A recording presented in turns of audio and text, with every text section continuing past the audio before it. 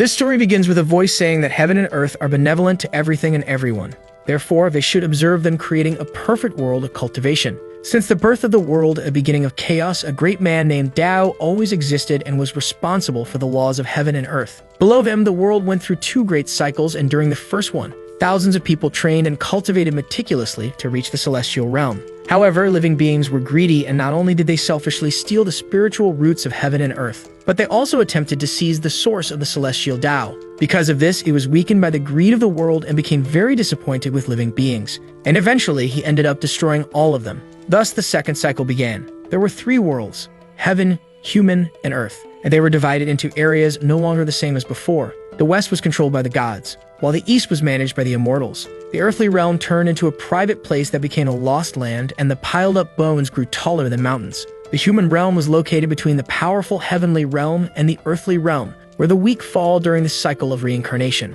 However, after everything the second cycle went through, some from the first cycle had not been completely annihilated by that destruction. Some of them reincarnated as humans, and others simply came back to life. Others were reborn with their powers intact. They all shared the same purpose, which was to embark on the path of destiny and, as a result, challenge the celestial Tao. Thus, Tao awoke enraged and cast thunder upon the earth. And for the second time, the world ended up being destroyed. So now the world was in its third cycle, and decades had passed when, hearing that story, a random boy said he didn't want to know about it. In short, the previous celestial Tao left that world behind, and now he was the new celestial Tao. Next, the young man starts walking somewhere, saying he had just arrived in that world and it was already giving him too much importance, so it must have high expectations of him. The spirit says he is right because it is the celestial Tao that possesses unlimited power over that world. Then the scene shifts to an old man walking on a mountain. Apparently, he was surprised by something. Looking ahead, he notices a boy talking to a spirit, saying that strength doesn't solve all problems and that it only serves to defeat enemies.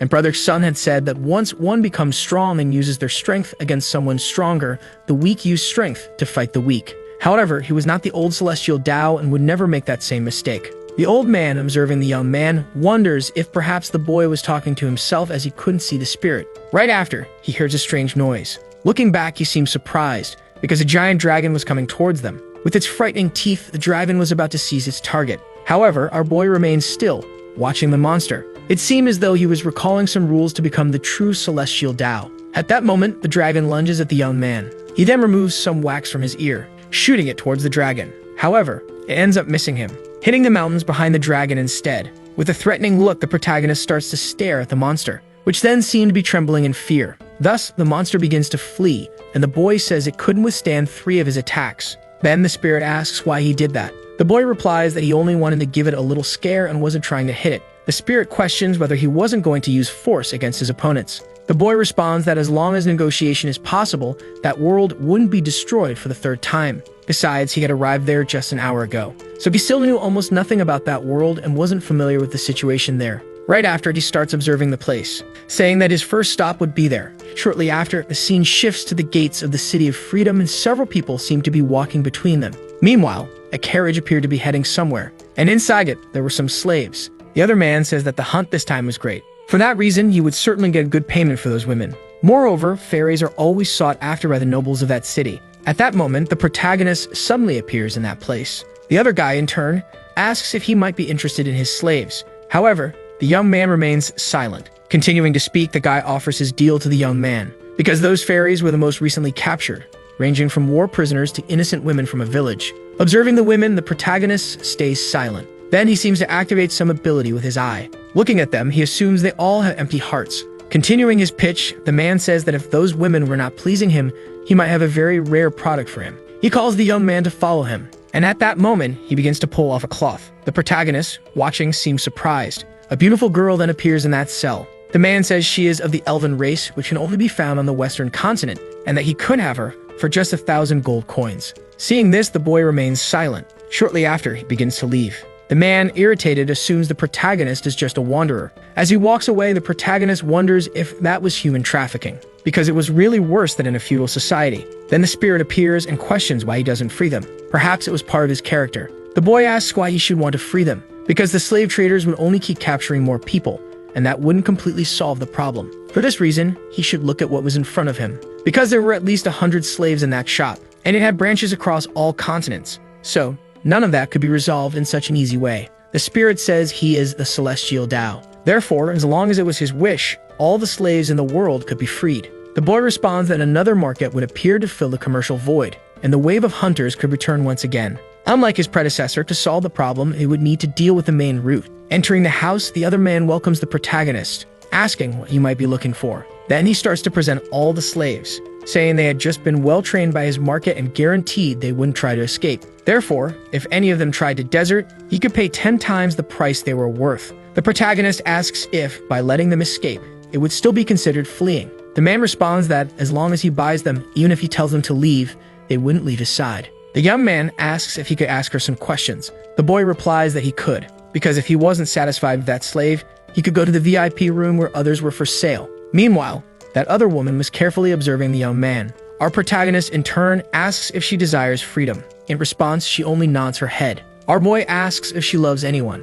In silence, the woman remains quiet. The protagonist questions whether she desires to be a free person or continue as a slave. Reluctantly, the woman says she only wishes to be her master's slave. Hearing what the woman said, the protagonist seems to give up, asking the man to take him to the VIP room. Sometime later, that man seemed to be serving tea to the boy, telling him to enjoy it. Therefore, he should wait a little longer, because he would inform someone to bring his exclusive products. Then he leaves the room. At that moment, our boy asks the system to open. Thus, the rule protocol should be initiated, and the abolition of slavery would be the first thing as his mission as the celestial Tao. At that moment, a system appears, and a voice asks him to describe the rule he wishes to add. So the protagonist begins to think, saying that any act committed against any human or humanoid creature for trafficking purposes would trigger the rule. Because if this happens, human traffickers would see the dark figure whose strength far surpassed theirs. And before engaging with the human trafficker, he would receive a warning. Shortly after, the spirit says the system has doubts as to why it ranked below the 5th position. The protagonist asks if he expected immortals to engage in human trafficking.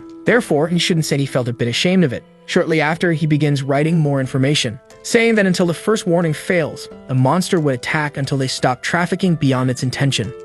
Right after, the system notifies that the rule is being prepared. It then requests a definition of human trafficking. The young man responds that it should cover all types of methods, except when it is voluntary slavery. If that happens, it should simply ignore it. Shortly after, the system notifies that the rule has been established, asking if it should be implemented. Thus, the young man clicks on the option for yes. At that moment, a light appears, and the scene cuts to that man bringing some slaves. In a matter of seconds, something strange seems to be happening. The system announces that the rule is now in operation. Right after, someone seems to open the door. That other man appears, saying these are the 10 best products he selected for the protagonist. All the slaves are then presented, and the man says he expects a high price for them. At that moment, something strange appears behind that man. A terrifying figure starts watching him. Seeing the monster, the man becomes desperate, and as a result, he falls to the ground in fear, asking if the protagonist can see it too. The protagonist replies that of course he can, asking if this is how his trading house welcomes its guests. The man replies that it isn't supposed to be like that. Our boy responds that, in that case, he's already starting from this place. The other man then asks what the protagonist is doing because getting close to that creature is very dangerous. However, the young man responds that if he wasn't in that place, he was the only danger. At that moment, someone ends up flying out of the wall. However, the protagonist manages to catch him. He appears to be badly injured. Right after, that boy calls him captain. The protagonist, in turn, asks who that man is. The man responds that he is one of the security captains of his trading house and a powerful second-order warrior. Observing the monster, the man wonders what it is, stating that it is obviously like him, but its strength surpasses his by far. Shortly after, that creature steps into the room, and it is revealed that the creature has the same appearance as that other man. Surprised, the man asks the boy if he has encountered such a situation as well, saying it would be best for the protagonist to leave because he couldn't guarantee his safety. Dao, in turn, asks him not to worry because there are no people in this world who could kill him yet. Irritated, the other man says he will leave Dao on his own. At that moment, the monster starts preparing its attack. Then the two charge at each other, and an attack is exchanged. As a result of the attacks, those slaves seem to be hit by the projectiles. However, the protagonist appears to intervene in this situation. At that moment, the other man is struck by his monster. As a result, he is severely injured. The monster, in turn, is quickly right in front of him. The man begins to plead for mercy, ordering it not to come closer. However, he gets confused by something, because the monster simply starts to walk away. It begins heading towards the slaves, where it quickly raises its sword, starting to break all their chains, thus setting them all free. The man, in surprise, wonders what is happening. Dao, surprised, says that he finally understands now, because those shadows don't want to kill them, they just want to free the slaves. Right after, the other man appears, asking for them to stop the monsters. telling them they shouldn't let the slaves escape. However, it is all in vain because all of his products are already leaving. At that moment, a monster resembling that man appears behind him. It quickly pushes him down. As a result, he falls hard to the ground. The other girl, in turn, is silently watching the situation, and as a consequence, she begins to flee. The man, in turn, is distraught as his money is slipping away. At that moment, a figure appears behind that man, and the woman seems to notice it. Then it is revealed that the protagonist is beneath her, asking the girl to return home. With tears in her eyes, the woman says she will do that, and as a result, she leaves. Watching the situation, Dao responds that all of this happened very quickly. At that moment, an unknown figure appears. Kneeling, the woman says she has finally found her master. Then the scene cuts to a tea house in that city, and Dao still seems to be drinking something, asking if he hadn't told her not to follow him. The girl says that this servant's name is Qin, and she has sworn to follow him, asking him to allow her to be his servant and travel with him across the continent. However, the protagonist ends up rejecting the girl's request. Devastated, she asks why, begging him not to abandon her like that. She questions if she did something wrong, and if so, she would change to satisfy him. Shortly after, the boy asks her to stand up, stating that he wasn't abandoning her. It was just that she was too attached. Therefore, she had a bad personality and her stability was moderate. And the moment someone annoyed her, she could easily destroy an entire country, thus it became a big problem. Qin, in turn, says she only wishes to stay by Dao's side. The boy says he feels very embarrassed when he's with her, asking if she still wants to stay with him, claiming that the girl is only after his body. So if he allowed her to stay, sooner or later she might sneak into his room in the middle of the night. Right after, the spirit appears, saying that the girl wouldn't dare to do that because she would probably just snuggle up to him. Dao says she can follow him. However, if she stays by his side and remains quiet, she won't draw attention. Observing the situation, Qin thinks that her master doesn't want her kneeling, and for that reason, he cares a lot. Dao, in turn, says he only wishes to abolish slavery. However, now he has his slave in front of him, and as far as he remembers, there are 5 celestial incarnations of the former celestial Dao. He asks what the other incarnations like her are. The spirit says that of the 5 celestial incarnations, 3 are women, while the other 2 are men. Moreover, they are all absolutely loyal to him, and the protagonist, embarrassed, says they are a bunch of problems. Shortly after, the protagonist calls the girl. Qin quickly responds that his servant is there. Dao asks her what she thinks of those who oppose the celestial Dao. Qin responds that they are insolent and ambitious. During both the first and second great cycles, they were so ambitious that they even killed themselves. Stating that gods died and demons perished, all herbs were hastened, and for all eternity, only the heavens were eternal. Affirming that the protagonist is her master and the eternal ruler of the 3 worlds. The protagonist responds that this is not necessarily true, because despite the celestial Dao being invincible in the first battle, he would have no chance of holding out in a group battle. Standing up, the boy says that time is against them, and they still have much work to do. Shortly after, the scene shifts to another part of the city. The young man once again seems to summon the system screen, thinking that adding the rules was easy and that his plan had been successful. As they walk down the street, Qin says she has a question, claiming that he could easily provide unlimited wealth for everyone and eliminate all social pressure and hierarchy. She asks why he decided to use the Black Shadow to abolish slavery. Slapping the girl's head, the protagonist asks if she is stupid, asking if that wouldn't make everyone reject humanity and return to the era of apes. The reason for the celestial Dao is to maintain order, and what he is doing now is merely correcting the situation, and not interrupting the natural cycle of society. Therefore, his work should be called opening the path for people and being in command of everything, guiding them. In a world where light exists, darkness is also something extremely undesirable. Hearing what the girl said, Qin responds that she understands everything. Looking to the side, Dao seems to notice something, as a woman appears to be handing some coins to someone. The protagonist says that this is truly an example, asking to prevent the girl from ruining everything she should hide. Meanwhile, that girl seems to be helping a beggar, and another scoundrel is stealing her coin pouch. At that moment, the protagonist intervenes, telling her to pay attention because her wallet is about to be stolen. Quickly, the woman notices the man, and in an instant, she kicks him. The kick is so strong that the man is thrown away. Shortly after, the woman begins to observe Dao and thanks him for his help. As she greets the protagonist, the girl introduces herself, asking if he could offer her a job. The protagonist asks her to call him Dao. Thanking him again, she replies that if it weren't for him, she would be in a lot of trouble. Dao responds that it was just a trivial matter, so she should pay more attention to her belongings.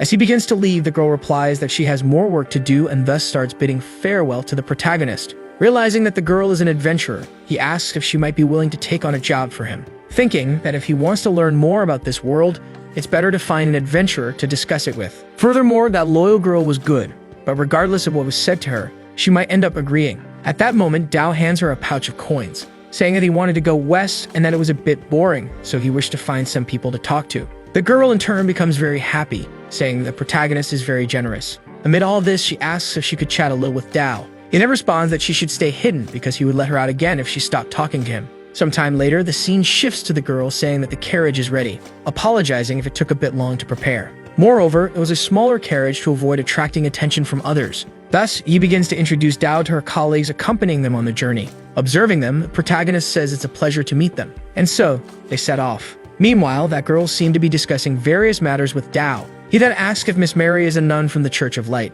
The girl says that is exactly it, wishing the light to bless him. Dao in turn becomes pensive about the God of Light, thinking that the second great cycle of the God of Light was only at the peak of the celestial ranking and had no chance of fighting the celestial. Observing the protagonist, the girl appears a bit uneasy. Shortly after, Dao apologizes for that. He thinks that the God of Light from the first great cycle was killed by Qin. Then the spirit appears and says that Qin would probably claim she forgot everything. The number of celestial rankings from the first cycle was eliminated by her hand. The man begins to speak, mentioning that nowadays there aren't many people who pay just for conversation. He asks if the boy doesn't have guards. Dao replies that the guards wouldn't be as strong as him. Soon Yi appears and says that Dao is so strong that he doesn't need guards to lead the City of Freedom. The man comments that this is true because the protagonist's aura is so contained that it almost completely disappears. That's why he can hardly sense any presence. At that moment, the scene cuts to the underworld. A girl seems to be imprisoned. In that instant, she begins to feel her master's aura. The other man says that this is the nightmare of a slave trader, so he can't even imagine how many people have died at the hands of that figure.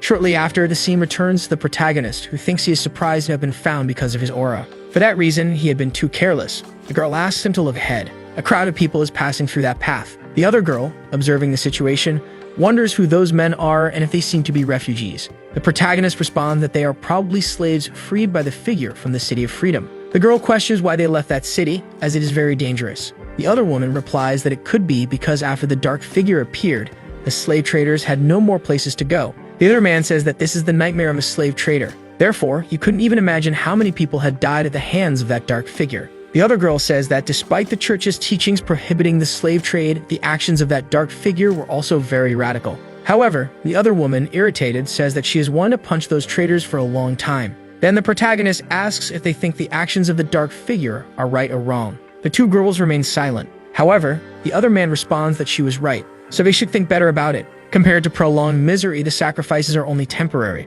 They may have lost only the gems, but they still gain the future. The other girl responds that they did what they had to do. But unfortunately, the dark figure didn't save the slaves who were still sold. So she wished for the goddess of light to save people from their suffering. Dao asks what the point of her prayer is. The girl, confused, asks what he means. The protagonist continues and says that the goddess of light cannot save those people. The girl, irritated, says that the goddess of light is benevolent. She believes that sooner or later she will save the world from all its misery. However, Dao replies that she cannot. He intervenes in the situation to calm them down. Dao thinks he wasn't joking because the goddess of light couldn't even save herself. Shortly after, the other man says that phrasing it like that is an exaggeration. Dao questions if he believes in God's salvation. The man replies that instead of believing in that kind of thing, he prefers to learn more spells to protect himself. He says it's true because it's better to save oneself than to ask for help. They cannot waste time thinking about relying on God to save them. The nun asks how some remote countries on the original continent are using live sacrifices to create rain. Dao asks if that's real.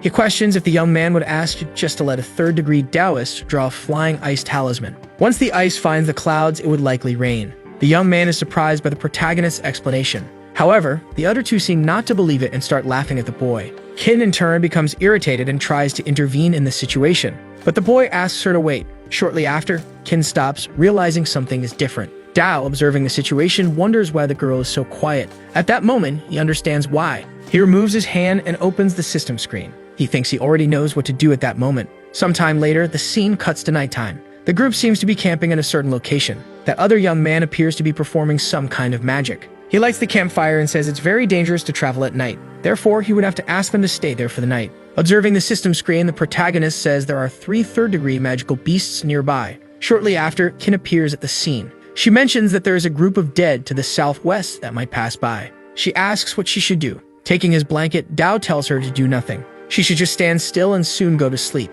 Hearing what the boy said, Qin remains silent. Wishing her master a good night, Dao throws a piece of wood to Qin. Confused, Qin asks what that was. On that piece of wood, it was written that attacks on everything were forbidden. She should do so at her own risk. Meanwhile, the man and the girl are talking outside. They mention that when they return from the mission, it should go to her parents' house and tell them she is pregnant. Dao, observing the situation, wonders if those people don't know how to be discreet. At that moment, the young man senses something and is surprised. He asks everyone to get up because something strange is outside. Looking down, he finds a strange light. At that moment, a skull appears. Behind it, an entire army of undead emerges. Observing this, Dao thinks the number of dead is excessive. The spirit says that everything is broken. Dao asks if the spirit means that reincarnation is interrupted. He demands an explanation. The spirit says that at the beginning of the first cycle, the former celestial Dao used his own power to evolve reincarnation. Thus, he balanced yin and yang. At the end of the first great cycle, reincarnation was destroyed by a reverse king-ranked power. Dao asks if they were that powerful. He wants to know why they didn't pierce the heavens. The spirit responds that they did, and a flow of chaotic energy poured onto the main continent, causing many casualties. The protagonist says that now he understands a bit about the former celestial Dao. Certainly, strength does not solve all problems because it would only end his enemies. At that moment, another monster appears. It says that it has finally found a human. Guy, surprised, says that they could even talk. Then the nun appears and apologizes to the boy. She says that they might all be killed. There were several monsters along with the undead soldiers. The other young man says that unless the protagonist is truly stronger than him, they might die. Right after, the nun throws her staff to the ground. She begins to pray for her goddess to save them. Dao in turn expresses that he dislikes it when someone kneels near him. He comments that the monsters possess some intelligence. He asks if they really wish to fight him. The monster, observing the situation, senses the protagonist's aura. Thus, its army begins to advance towards him. Qin appears and states that they should eliminate all the monsters. However, something different happens. The other monster defeats its own soldiers. It declares that the powerful man should not be attacked.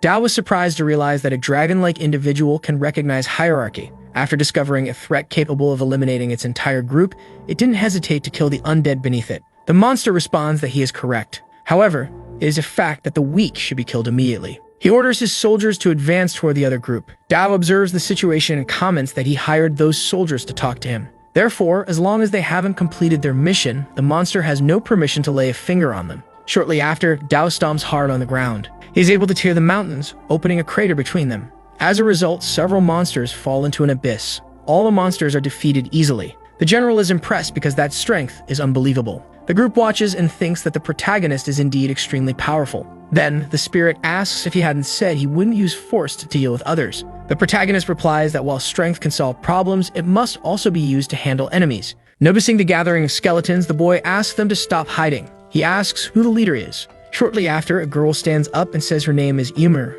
a member of the Church of Necromancers. She apologizes for the disturbance. Dao is impressed because the girl is genuinely polite. He comments that he is not an unreasonable person and that this is a no man's land. Therefore, everyone should come and go as they please. He suggests that she leave and be more cautious in the future, as not everyone is as moderate as he is. The girl thanks the protagonist for his offer and commands the monsters to clear the path. A while later, the group seems to be walking. The man says he never imagined an undead knight kneeling before him. He wonders how powerful Dao truly is. Meanwhile, the nun remains silent. Apparently, she does not like what she's seeing. She comments that the boy cannot leave things like this because those are undead. If they let this happen, more people could be killed by them. Dao asks what she thinks he should do. The nun mentions that the hero is stronger than everyone and therefore should eliminate them all. Besides, he is the savior hero who has helped everyone. Thus, he should do what's right. Shortly after, the protagonist slaps her hand. He asks if she means that just because he's the strongest, he should eliminate them. Therefore, he wants to know if she is truly a devotee of the goddess of light. In the eyes of the goddess of light, the undead are merely creatures that hate sunlight. So even if they have followed different paths, they are definitely not evil. All things in that world should be seen as similar, depending on their beliefs or races. He asks if she doesn't feel guilty for destroying others who think and believe differently from her. Shortly after, the other girl intervenes. She asks if the protagonist knows the primordial goddess of light. Dao questions if she is trying to make a joke, as there is no chance he would know her. He thinks that the primordial goddess does not even have the necessary qualifications to ascend the ancient road to the heavens. Shortly after, the group thanks the protagonist for saving their lives. As a reward, they offer him a pouch of money. Dao responds that money has no value to him, so it was good to simply talk with them. Thanks to that, he gained a different perspective on some matters. Thus, he starts interacting with the system screen again. As he begins to leave, he says that he has some things to do. For this reason, they will have to part ways. Moreover, he wants to remind them that gods are real. But in his eyes, gods are just people who are stronger than usual. Therefore, if they strive to reach that level and go beyond it, they can become gods in the eyes of the world. He says he hopes to see them again. At that moment, he disappears. Seeing this, the other nun wonders if Dao might be a god. She responds that he is above the goddess of light. Then the scene cuts to the protagonist with Qin, observing everything from above. Qin in turn says she still doesn't understand something. She asks why they had to save those insolent immortals. Tao replies that to undo chaos and revive the celestial path, mortals are the most important contributors. Moreover, it's about putting people first. Qin asks where they are going now. Shortly after, the boy appears to begin casting some kind of spell. He states that they are going directly to the underworld. The scene cuts to another location that apparently is the underworld. Several undead are surrounding the area. At that moment, a black portal appears and two blue meteors emerge. They collide on the ground and an unknown figure appears. It is then revealed that it is Tao. He says that this is truly the one unique place in the underworld. A spirit explains that this is the underworld, one of the three great realms and the place of death and reincarnation. Tao asks if that's true because all he sees is a pile of ruins and a few undead. Qin says that the presence of such filth is polluting her master's eyes. For this reason, she intends to defeat them immediately. However, the boy asks her to wait. He says that these living beings are just mindless creatures and therefore have no reason to bother him. The system indicates that it is curious. It asks why the boy has no prejudice against the undead. Tao responds that the existence of the undead also follows the celestial Tao. He asks why they should be considered different from other races. The only reason is the cycle of reincarnation, which is currently broken. Therefore, they have all become wandering corpses without any intelligence. Qin, in turn, asks what they are going to do. At that moment, the two of them appear above that black sphere. Tao responds that they are going to rebuild the cycle of reincarnation. At that moment, the spirit asks them to wait because, while they can rebuild the cycle, it will require much of Tao's power to do so. Tao questions how weakened he will become exactly. The spirit says he could probably withstand one hit from a high-level celestial being. A second hit could even injure him. Basically, he cannot be disturbed during the recreation. Otherwise, it might fail. Tao in turn becomes pensive about that. Meanwhile, he begins to observe his servant. He seems to have an idea. Shortly after, he takes her by the hand, saying that only she can help him. At that moment, an aura begins to envelop the girl. Tao asks her to lend him her power, so they will recreate the cycle of reincarnation together. At that moment, a barrier begins to surround them both. Then the cycle of recreation starts and a light envelops the black sphere. The undead below are already watching everything. At that moment, a skeletal hand emerges from among the monsters. Confused, the monster wonders where his head is. He eventually finds his head and successfully returns to his normal form. However, he finds it very strange because it's not the time for reincarnation. Looking up, he is surprised. He says that light belongs to the celestial Tao. Therefore, it is likely repairing the cycle of reincarnation. He recalls that in the past, Yuan from the ancient savage city competed with him over the power of reincarnation. In the end, each of them obtained half of the power of the underworld. However, the cycle was damaged during that battle. Since then, the first and second great cycles have remained in this state. The underworld was clearly ignored in the past. He wonders why the current cycle wants to restore reincarnation. Furthermore, the appearance of the celestial Tao has changed. Previously, both a masculine and feminine form was used. He wonders what the boy could be plotting this time. But regardless of his intentions, since he dared to reveal his weakness, it wouldn't be polite. At that moment, one of the undead starts speaking, wondering whose it was. Shortly after, the undead begin to regain their consciousness. That monster thinks that acting rashly at this moment would lead to its destruction. But even so, it should wait to devise a new plan. Additionally, reestablishing reincarnation doesn't benefit only the undead. Therefore, it should forget all of that. Because of this, the Empress will spare him this time. He thinks there are still several powers in the underworld. Therefore, it would be a great show to watch. Next, the scene cuts to a group of monsters advancing toward the protagonist. Qin in turn says it looks like some flies are approaching. Tao tells her not to get distracted because he still has his own plans. With a snap of his fingers, he appears in the midst of the monsters. However, it's not him, but a clone of his. Qin asks why he created that clone. The protagonist says that, naturally, he has his reasons, thinking that if he left the defense to Qin, the underworld would probably be destroyed. Meanwhile, Tao's clone is talking to the monsters. He warns them that if they come any closer, they will be killed. However, some of them do not heed his warning. They charge directly at the protagonist's clone. He easily dodges all the attacks. At that moment, a lich appears behind him. It begins casting a spell and launches it at the boy's clone. However, the gravitational spell has no effect. Right after, another monster charges at him. Instead, it targets the original body. Qin warns that someone is trying to attack them from behind. However, Tao asks her not to get distracted, because they shouldn't underestimate his clone. In seconds, the clone appears behind that monster. He grabs its head and throws it to the ground. The monster is quickly defeated. The clone says he will play with them a bit more, so they shouldn't go too far. Another monster says that since he is alone, they should use this opportunity to attack all at once. Thus, all the monsters charge at him. However, it has no effect. Because the difference in power between them is immense, he orders them all to kneel. At that moment, all the monsters fall to the ground. Angrily, another monster says it cannot move. However, some of them are still not directly under his power. Even so, they are surprised because the aura of that clone alone was enough to suppress several powerful specialists. Meanwhile, one of the monsters among them seems to be laughing. It says it's been a long time since someone interesting came to the underworld, so it wants to see how strong that clone is. Another monster is surprised, noting that one guy is present. It mentions that in his previous life, that monster was the most powerful dragon rider of the East during the First Era. So after his death, he didn't dissipate and became a skeletal knight. Shortly after, another monster declares that the celestial treasure will be his. So anyone wishing to interfere must die. Then the protagonist's clone says that he won't get what he wants. At that moment, the monster begins a series of attacks. It strikes the other monsters at its side. Shortly after, it launches an attack on the protagonist's clone. However, it still seems overly confident in its power. At that moment, the clone punches the monster in the face. An explosion follows. The creature is defeated in a very easy manner. The monsters, watching this, are astonished at the power of the clone. They wonder if that was perhaps too strong. Shortly after, the protagonist's clone turns its gaze to the other monsters. The system provides information about each one. He is surprised that some monsters haven't tried to flee yet. Teleporting behind them, he asks if they really want to fight him. However, the other monster says it would not dare. It only wishes to know the purpose of his visit to the underworld. The clone says there's no need to ask because they will soon know the reason. At that moment, a light begins to shine behind them. The sphere where the protagonist is standing starts emitting a very bright light. The other monster says that it's not creating a new law,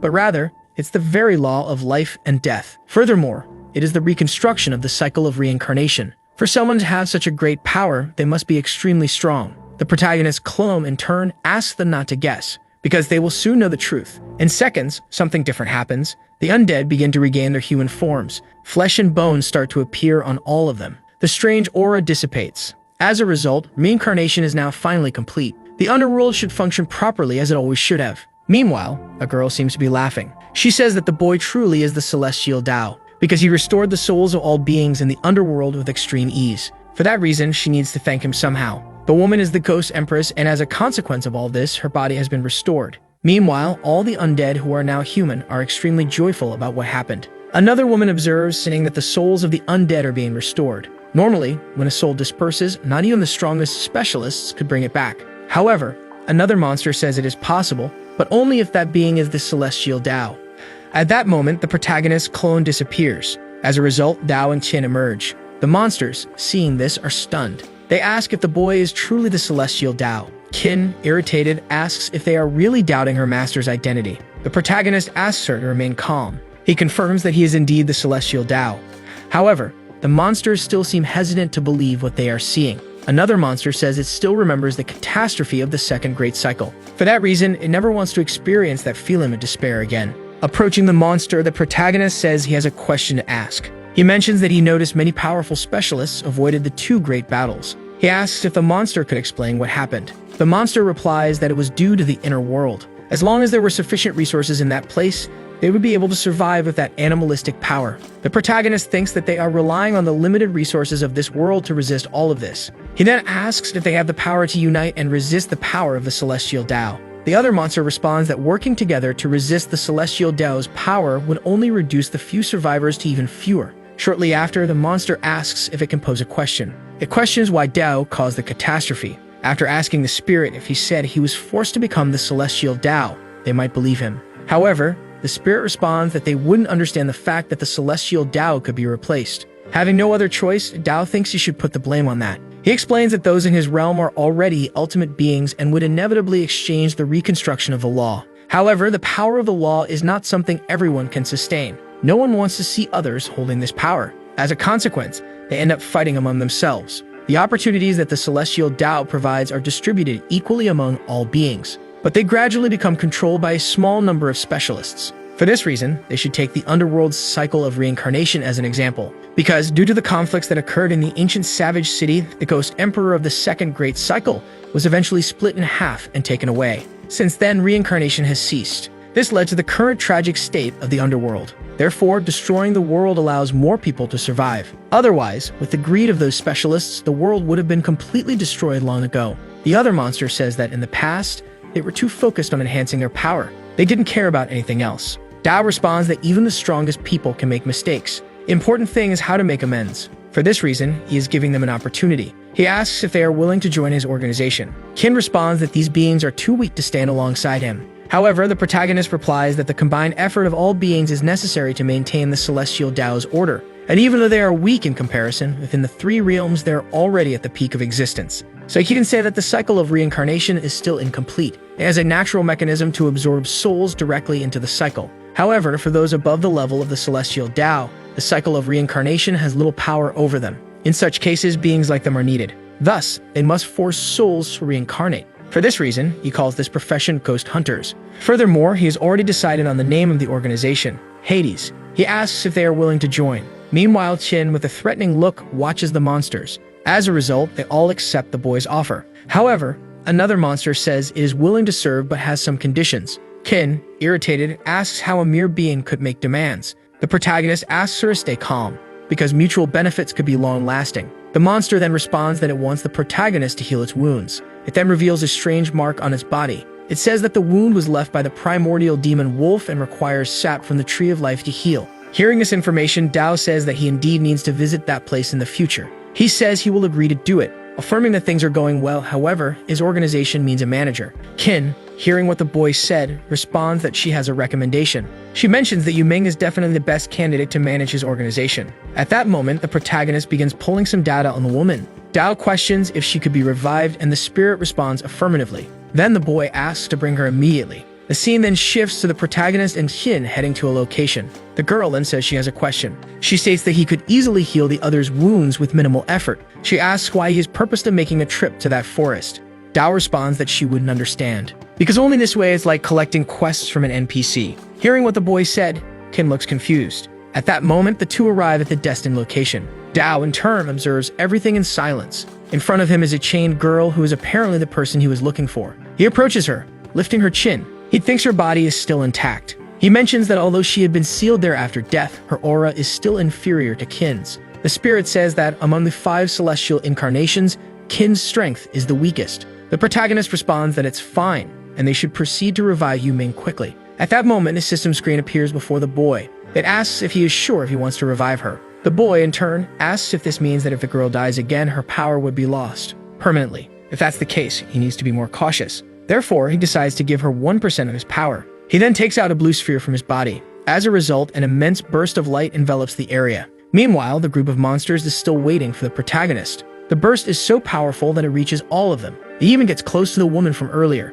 Surprised, she wonders what the celestial Dao is doing, assuming he realized the girl was not dead. At that moment, Dao grabs the microorganism again. He remarks that he forgot to control his aura when releasing his power. He thinks he didn't expect that just 1% of his power would be so terrifying. Shortly after, he approaches the girl again. He transfers that 1% of his power into her body. A light begins to envelop the area. At that moment, the girl opens her eyes. She immediately grabs the protagonist, saying that she is finally reunited with him. With tears in her eyes, she says he is now her master. Intervening, Qin tells her she doesn't need to be so close to speak. Then Dao observes the girl. She kneels, thanking him for his kindness, saying she will not disappoint him this time. Dao then says that he has a mission for her. He tells her that from this day on, she will be the chief manager of his agency. Therefore, she has only one task: to contribute and maintain the security of the cycle of reincarnation. The spirit comments that this seems like 2 tasks, and the protagonist asks if there is a problem with that. Observing, Qin thinks that Yu Ming's personality is very different from hers, but that's a good thing because she would go mad if Yu Ming acted the same way as Qin.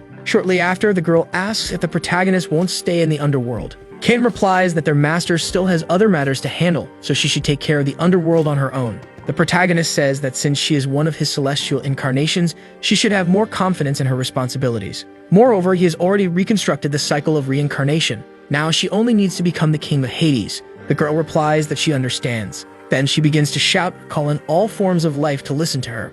She declares that she is the celestial incarnation of Yu Ming, and in the future, she will be the head of the organization, helping the protagonist manage the underworld. Those who used to be craftsmen will help with design, while the greater undead will oversee construction. The powerful undead will enter the human realm as spirits to guide the souls. Therefore, if anyone fails in their duty, they will certainly be killed. Furthermore, they will become enemies of the celestial Tao. The protagonist, observing the girl, says that she is truly frightening. The spirit says that the girl was the leader of the Yu Ming clan when she was alive. For that reason, it seems that leaving the underworld in her hands will be without problems. Qin, in turn, asks where they are heading next. The boy responds that they are going to the Elven Forest. Shortly after, the scene cuts to that forest. A group of people seems to be there. They mention that the elves they captured this time are truly of high quality. Meanwhile, An unknown girl is inside a cell. Apparently, she remains silent. One of the men tells the other not to be careless, because until they leave the forest, they should remain alert. The other man says that their leader is very brave and asks who would dare block their path. But at that moment, someone does. A dark figure appears to surround them. The man, irritated, asks how they dared to do such a thing. At that moment, the spirit points its finger at them, pointing directly at the cell where the elf is being held. The man, irritated, asks if they are trying to steal his loot. At that moment, the spirit grabs its weapon. The men start laughing at the spirit because it wields a spear on foot. At that moment, it begins to form a magic circle. It summons a dragon above it, leaving the man very surprised by what he sees. Meanwhile, the elves are observing the situation, hoping they will indeed be rescued. However, another elf in the background thinks that's not true, because if it were the great elven god, the exclusive elven angel of the great god would be present, but this figure is dark. The other man says he doesn't care about their origins. If they want slaves, they can give them a few. However, the spirit responds that it doesn't want just a few. It points out that it wants all the slaves. This makes the man furious at what he hears. He then orders his group to charge at the creature. At that moment, the dragon breathes fire. It incinerates part of the man's soldiers, and then it charges again at his army, easily taking them all down. The leader observes this and is stunned. He begs the monster not to come closer. In seconds, the clone releases the cage, successfully freeing all the elves. One of the girls, in turn, thanks him for it. At that moment, the other man appears above the clone. However, even that is not enough. In seconds, he is killed. The remaining soldiers see this and start to flee. But it is already too late, because the group of elves has already arrived to help. Another elf tells the girl to observe. He says that is the divine dragon knight who has saved their kin. Shortly after, another elf says he plans to sell all the humans to the nobles. The spirit notices this. At that moment, it transforms into a clone of that elf. It successfully shoots an arrow into his skull. As a result, the elf is easily defeated. Another elf, seeing this, calls for everyone to prepare. However, another elf intervenes, asking them not to fight. She states that the man has done nothing wrong because she can sense that he treats all forms of life fairly. The other elf asks what she means by that. At that moment, the spirit begins to release the elf's bindings. They thank the man for his kindness. The elf says that since the appearance of the spirit is adhered to a single rule, this rule is to attack only those who traffic other beings, regardless of whether they are bandits or warriors. So as long as they do not engage in the slave trade, the spirit will not attack them.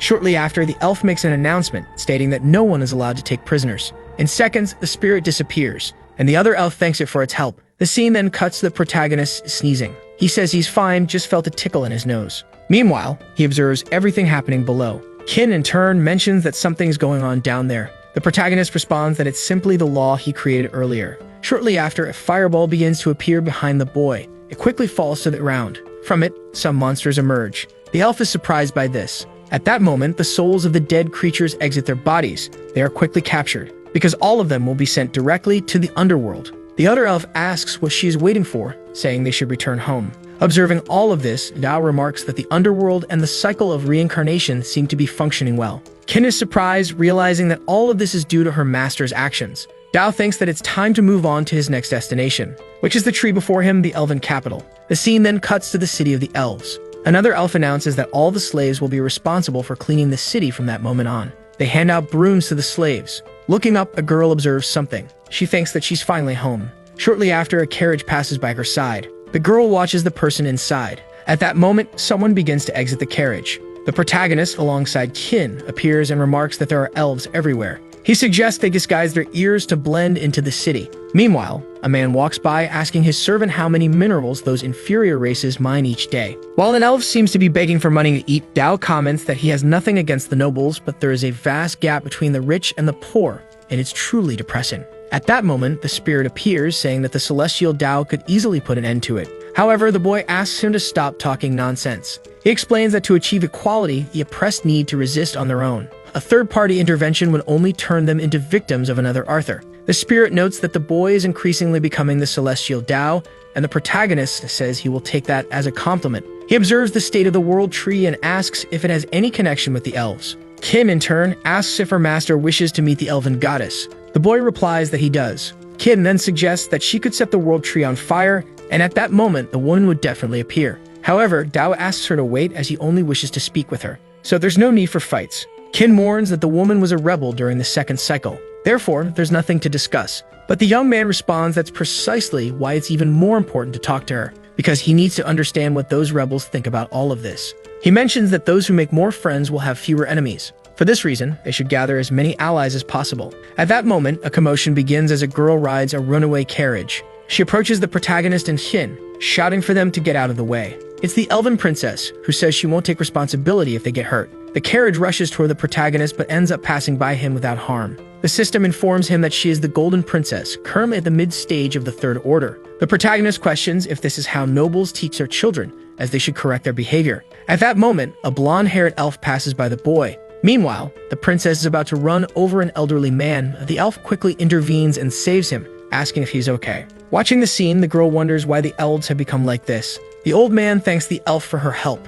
The protagonist steps forward, saying that she possesses rare kindness in this feudal society. The elf asks who the boy is, and he replies that he is just a curious person. He then asks if the elven princess has always been this rude, and the elderly man replies that it's not just the princess. All the nobles act this way. Their fates are decided from birth, as the golden elves and moon elves are nobility, while the others are merely craftsmen. Additionally, some are not yet slaves. However, the other elf disagrees, stating that the status of the people was never determined by birth and asking why he thinks that way. The old man explains that it is due to lifespan, noting that gray elves have a life expectancy of only 1,000 years, while the golden elves can live for over 5,000 years. Dao observes that elves live a long time, and the system confirms that, but the price is a low fertility rate, which is also a law of the heavens. The stronger the being, the less likely they are to have children. Dao asks if he could have a baby, and the system responds that it depends. The boy questions if he wants to have a child himself or make others have them. Hearing this, Qin gets excited, asking if her master wants to have a child,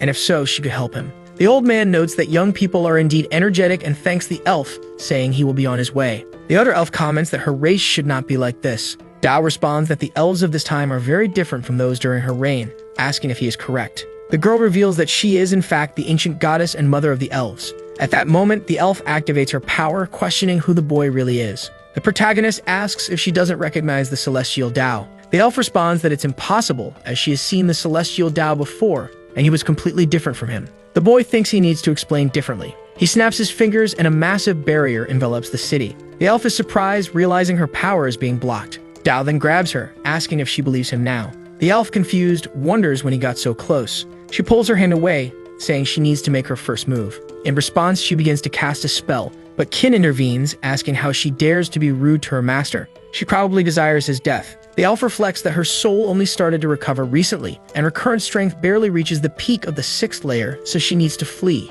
She starts casting a teleportation spell. At that moment, she vanishes. Dao notes that it's a 5th-rank elven magic spell, and such a thing is rare in this world. But unfortunately, she's facing the celestial Dao, and for that reason, it won't work. It is then revealed that the girl failed to teleport and is stuck against the barrier. She falls to the ground. Thinking it's impossible, she cannot believe that even teleportation doesn't work against the barrier. At that moment, Qin immobilizes the elf. Qin says she has finally caught her. Dao, in turn, tells her that she can release the elf now. However, Qin responds that this is the mother goddess of the elves and that she is a rebel who goes against the heavens. The young man insists that she release her again, so Qin complies with the protagonist's request. The young man asks once again if the elf now believes he is the celestial Dao. However, the elf still seems reluctant. Approaching her, Dao tells her not to be nervous, as he only wants to ask a few questions. The elf thinks that in this situation, even Halshan wouldn't be able to escape, so the only way she might survive now is by cooperating. She decides to answer the young man's questions. As his first question, Dao asks what the rebels' plan is.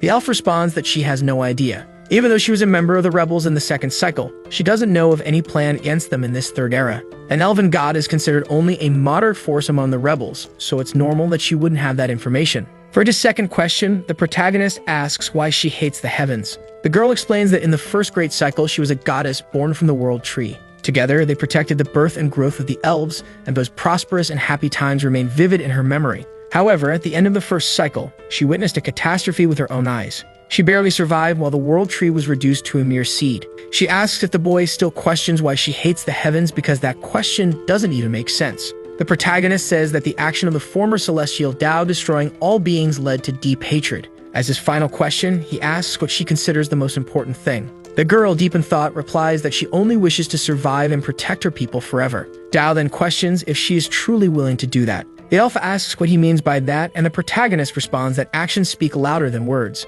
For that reason, she should see the truth with her own eyes. In seconds, the two are teleported. The scene cuts to the elven forest's mine. Dao, along with the elf and Qin, appears in the area. Dao explains that this place is where her people call a good place for wealth creation. where slavery is considered normal, and many suffer as a result. The elf, enraged upon seeing the situation, wonders how they could have the audacity to treat her people like that. Dao, in turn, is disappointed, noting that he was only able to stop human trafficking, and if it were pure slavery, the black figure would not appear. Hearing what the boy said, the elf is surprised, realizing that those black figures were his doing. The elf then asks why he doesn't set the rule for pure slavery as well. The boy responds that she seems to have misunderstood, because the source of slavery isn't just human trafficking. Prisoners of war are also criminals and slaves. He asks if she also wants to save those kinds of people. The elf reflects that what she despises is human trafficking. However, if such killings and abuses continue, it would be very bad. Shortly after, the boy asks the elf not to place the responsibility on him. The girl says she doesn't understand why the protagonist has the power to change the world, yet he still refuses to save those people. Dao then asks her to think about it. He questions what they did when the celestial Dao tried to change the world. He asks her to explain why the realm of the earth became a barren land, and moreover, why the heavens and the world possess the most resources. The elf says they only want to have a better life. The protagonist asks if that's why they needed to obtain the power of the celestial Dao, because it seems like her people were also just seeking a better life by oppressing their own kind. The elf responds that this isn't true.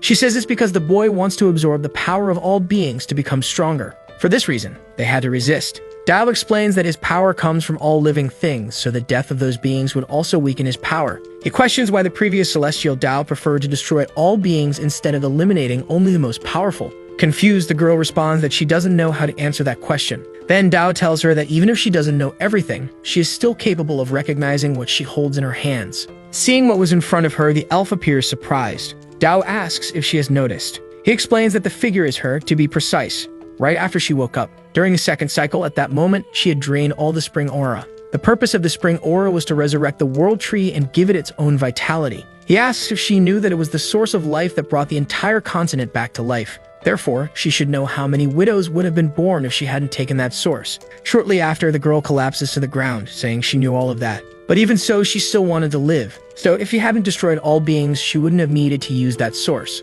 The protagonist then asks why the previous celestial Dao chose to destroy her if she hadn't stolen the opportunity given to all by the heavenly beings. Because some people end up suffering due to their own greed, and now she's just facing the same problem as the celestial Dao. He asks what kind of response she would give if she were face to face with the fallen elves. At that moment, an elf transmits an alert. He announces that the rebel dark elves are invading. But in the next instant, the man is killed. Another man introduces himself as Shadnal, the leader of the dark elves' resistance. He declares that he is there to free them, and for that reason, they should raise their weapons. He then distributes weapons to the elves. With a threatening look, the elves begin to observe their kin who were enslaving them. They start to defeat those who were oppressing them. The other goddess, standing alongside the protagonist, silently watches everything. Tears streaming down her face, the girl seems unable to believe what she is seeing. She says that this is not how things were supposed to happen. The protagonist asks what she would do if she could stop everything. Furthermore, if the root of the problem isn't addressed, similar things will keep happening. The elf says it's all because of the protagonist.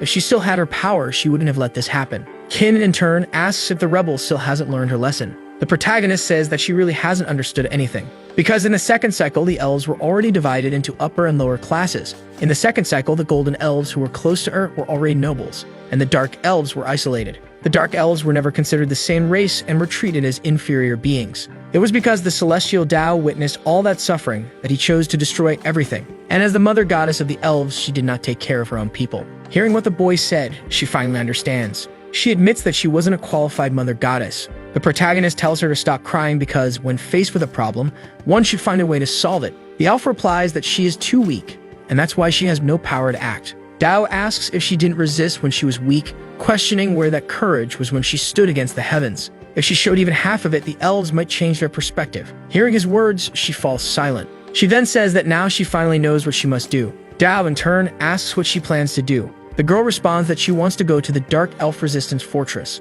For that reason, she intends to ask what their demands are. Dao says that she knows she must always listen to the voice of the people. And for that reason, since she understands this, as a reward, he will give her a ride to that place. He opens a portal, telling them to go there immediately. Kin asks why the protagonist is helping, and the boy replies that having a friend is better than having an enemy. Watching this situation, the elf finds it amusing. She realizes that she knows absolutely nothing about the Celestial Dao. They then step through the portal. The scene shifts to the fortress of the Dark Elf Resistance. At that moment, the elf alongside the protagonist appears there. Dao announces that he has stopped hiding her presence so the elves can see her. The girl begins to approach the cave entrance. The group of elves starts preparing. Shortly after, they fire arrows at the girl. Dao states that she is the mother goddess of the elves, and for that reason, mere arrows will not kill her. The elf responds that although she hasn't fully recovered, she is not so weak as to be defeated by mere arrows. In that instant, she easily deflects the attacks. The group of elves is surprised, realizing that the magic she used could only be performed by a 5th-rank mage. Then another elf charges at her, saying it doesn't matter what her origin is, as the golden elves must die. At that moment, the elf begins casting a spell. She restrains all the elves in the area. The protagonist, observing the situation, notes that even at the initial stages of the 4th Order, the power of the Dark Elves is not insignificant. He adds that such power is rare among human nations. Sensing an unusual presence, the elf remarks that someone is approaching. Shortly after, a creature appears, stating that those elves are no match for her. After all, that person is the very mother goddess of the elves. The elf, recognizing the creature, is surprised. She realizes that it is the goddess of the Dark Elves. Dao, on the other hand, is thoughtful about the situation. He begins using a spell to analyze the creature's stats. He wonders why she is at the 5th layer. He recalls that the current elven goddess was at least at the pinnacle of the celestial layer. Moreover, the difference between them wasn't that great. The spirit explains that there are 2 types of gods: natural gods and gods of faith. Natural gods, born from the will of the heavens, are usually born with extreme power. Meanwhile, gods of faith draw strength from the beliefs of others, and if the believers are few, their strength weakens or even disappears. Dao concludes that given this, the current situation of the Dark Elves isn't good. Shortly after, the scene shifts to the creature saying she is glad the elf isn't dead. She draws her weapon and charges at the elf, declaring that she will take great pleasure in defeating her. The elf asks what she means, explaining that she is there to help the Dark Elves. The Dark Elf goddess questions if her memory is damaged, reminding her that the Dark Elves suffered injustice while she still ruled. Now things are much worse. She declares that only by defeating her and stripping her of her divinity can the Dark Elves be saved. For this reason, she and those helpers she brought could go to the underworld. Dao then intervenes, asking if they could avoid dragging him into elven affairs. He snaps his fingers, and as a result, all the elves freeze. The Dark Elf goddess is shocked, asking why everyone has stopped moving. Dao assures her not to worry, explaining that he merely stopped time. However, the girl still doesn't believe it, insisting that it's impossible for anyone to stop time. Dao responds that ordinary people indeed cannot accomplish such a feat. However, for the celestial Dao, it's nothing special. The creature is astonished, remembering that the celestial Dao was the one who destroyed the world in the 1st and 2nd cycles. She asks if the boy is truly the celestial Dao, to which he confirms he is. Observing the situation, the creature notes that even the mother goddess doesn't seem to deny his claim. Kneeling, the girl apologizes for her rudeness, hoping that the celestial Dao can forgive her. The boy says it's fine, as he was only wandering by to see the show, but the elves still need to ask their goddess about these matters. The Dark Elf goddess begins speaking, admitting that she is neither a qualified goddess nor a competent creator. She says that self-blame will not save the Dark Elves. What they need right now is power and revenge. The elf goddess acknowledges that she knows well how they feel. Her current state is the same as when she fought against the heavens. In her mind, she only thought about resisting oppression and would do whatever it took to achieve her revenge. And when she created the elven race, she gave them corresponding characteristics and symbols. The golden elves are the sun and light. The moon elves represent the moon and night, along with the forest elves, symbolizing trees, and so on, creating a cycle alongside the dark elves, who are shadows and spiders. In her eyes, all elves should be equal, and she hoped they could all abandon their hatred and live in peace. The dark elf goddess, irritated, asks if she expects her to explain this to the dark elves who were oppressed to death by the golden elves. She insists that only by spilling blood can they console the families of the dark elves who lost their loved ones. Therefore, if the elf goddess truly wishes to help the dark elves, she must join her in killing the elf king and all the golden elves who commit evil. However, the elf responds that she could not do that because the dark elves and the golden elves are both her children, and she couldn't bear to lose any of them. Frustrated, the dark elf goddess questions why she is saying such nonsense, arguing that if that were the case, she should be supporting the golden elves. At that moment, the protagonist intervenes in the conversation. He mentions that she said the dark elves have always desired resistance, so he's curious about one thing: what she plans to do once the resistance succeeds. The girl replies that she would make the golden elves suffer for everything they had done. Dao, however, asks if it isn't the dark elves who hate the idea of ruling cruelly. The woman insists that she is not like those selfish golden elves and only wishes for the dark elves to live in peace. Dao tells her that if she truly thinks differently from the golden elves, she should not act the same way as they do. It's a matter of morality. And if she wants to fight the golden elves for power, she shouldn't claim the dark elves are suffering. If she truly seeks justice, she must not repeat the actions of the golden elves. Hearing his words, she falls silent. She comments that the golden elves have done terrible things to her clan and must be punished for everything they've done. Dao explains that there is always a price to pay for wrongdoing, but that price is not to enslave the golden elves for generations. At that moment, another creature sighs. It says it now understands the situation. For that reason, it won't do anything as long as the dark elves can live a normal life. Dao, in turn, feels satisfied that the matter has finally been resolved. The elf apologizes to the boy, saying that it was supposed to be an internal matter, yet it involved him. Dao responds that it's no problem, as this encounter with the elves has given him some ideas. He says that while the elves are her responsibility, all the races across the 3 worlds are the celestial Dao's concern. He then asks how she plans to resolve the situation, and she replies that she already knows everything about it. For that reason, she needs to speak with the current elven emperor, and if they cannot reach an agreement, she will use force. Dao advises that force doesn't solve problems, it only deals with enemies. The elf states that if they cannot have a conversation, then the golden elves and those supporting them will be her enemies. The protagonist says she has already discovered how to resolve the situation, and for that reason, you will watch to witness the outcome. They begin to leave the area, heading toward the elven palace. At that moment, the scene shifts to that location. A cup shatters. An elf, humiliating another, scolds her for not adding less sugar, explaining that she's been trying to lose weight recently. She asks if the girl thinks she's joking. Looking to the side, she asks if the girl has prepared the afternoon tea. Watching her mistress, the elf becomes desperate. She pleads with the girl to spare her, saying she made a mistake. The elf asks if she thinks everything will be fine just by apologizing. Meanwhile, another elf watches the entire scene from above. She wonders how those elves could treat their own kind this way. Dao asks if she can't bear to witness such things and remarks that she might explode if he shows her another situation. He directs her to look at another part of the building. An elf appears to be escorting 2 girls. He instructs them not to waste time and to hurry. Next, a butler knocks on a room door. He announces that the new servants have arrived. Shortly after, the man inside commends the butler for his good work, mentioning that it seems there will be something to do today. The elf, watching all of this, remains silent. Dao, in turn, asks how she feels in that moment. The elf replies that this is the current reality of the elves. For that reason, there's no need to negotiate with the royalty. At that moment, she begins to cast a spell.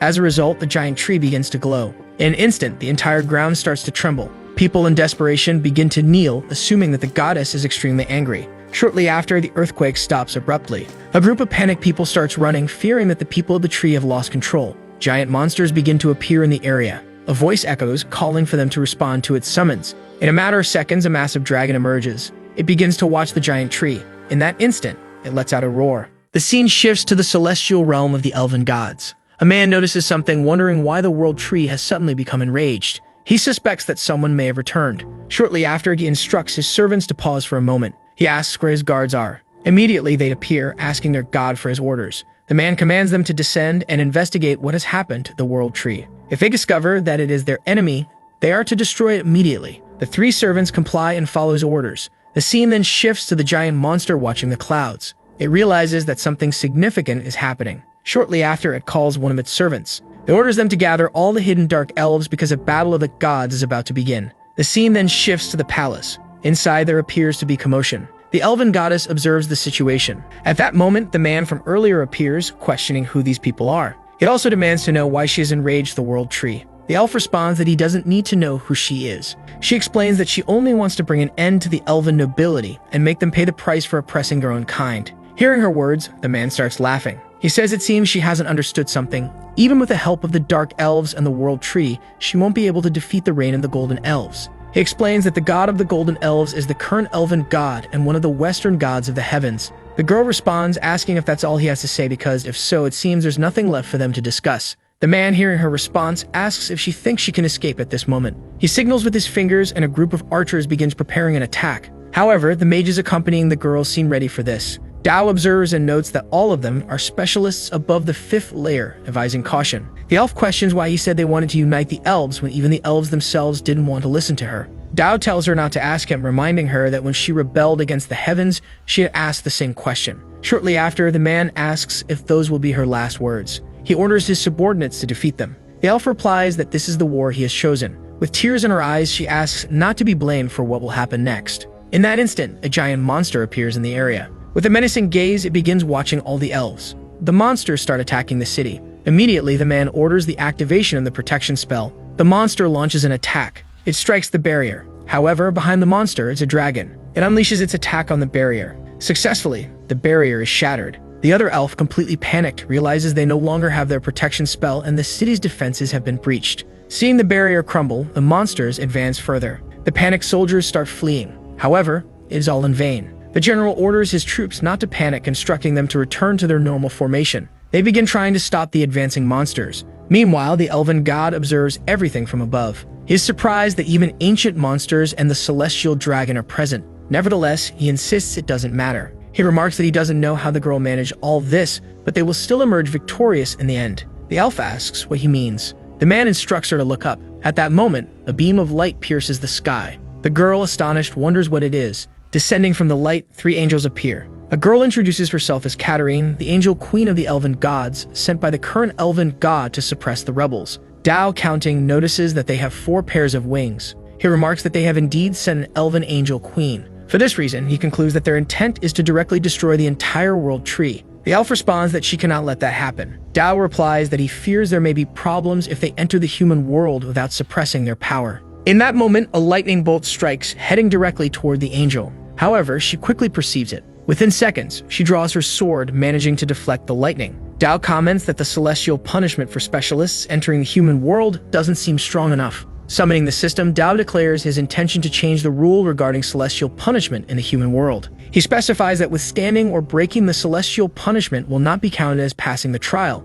It will trigger a new celestial punishment. After the duration of 1 incense stick burning, another punishment should descend with its power at a level higher than that of the violator. Moreover, this cycle should continue until the individual is exterminated. Satisfied with the changes, Dao notes that he now has the time it takes for an incense stick to burn before a level 10 Emperor lightning strike hits. The elf remarks that she thought he would eliminate the girl immediately. Dao responds that it wasn't easy for her to descend. For that reason, he wants to treat her as a gift for the elf goddess and let her have some fun. At that moment, the clouds begin to glow again. Numerous lightning bolts start descending from the sky once more. Katarina, surprised, wonders if she had already broken the lightning trigger or why lightning was forming again. She decides to end the battle quickly. At that moment, a voice calls out to her. The dragon questions if she truly wants to become an enemy of the world tree. The elf goddess apologizes, stating that she is under the command of the elven god. The dragon replies that the elven god has gained a bit of attention and now believes he truly is a god. However, Katarina demands that he not insult her god again. She orders her forces to protect the elven palace, stating she will deal with the world tree herself.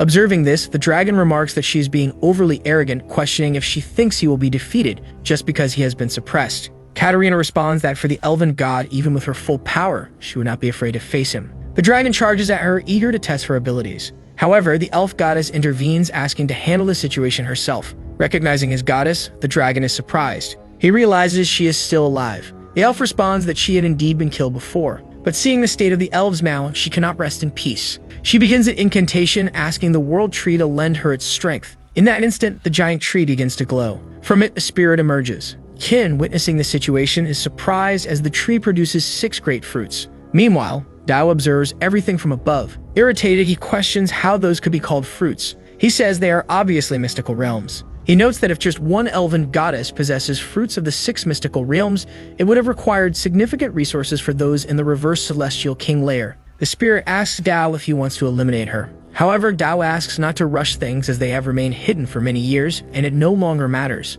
At that moment, the spirits take different directions. They head toward the elf goddess. Consequently, they enter her body. The stronger elf declares that she wants to see what the elf goddess is truly made of. Katarina, observing the elf, asks who she is. At that moment, Belusha begins casting a spell. She announces that she is the elven goddess. However, the angel still doesn't believe her, questioning if she's the elven goddess and asking who the other lord is. Belusha replies that he is merely a rebel. Even so, the angel doesn't believe her and charges at the goddess. The goddess begins her incantation. Katarina's attack hits her. However, she has already erected a protective barrier. Katarina, astonished, questions how such divine power could exist in the human realm. Belusha responds that the power hidden within the human realm far exceeds Katarina's imagination. Looking back, she instructs the dragon to assist the dark elves in overthrowing the golden elves. The dragon follows her command and roars. Hearing this, all the monsters begin charging toward the palace. Shortly after, Mira calls out, asking the dragon to wait. He questions why the dragon is betraying the elves. The dragon replies that the one he is loyal to has never been the elf king.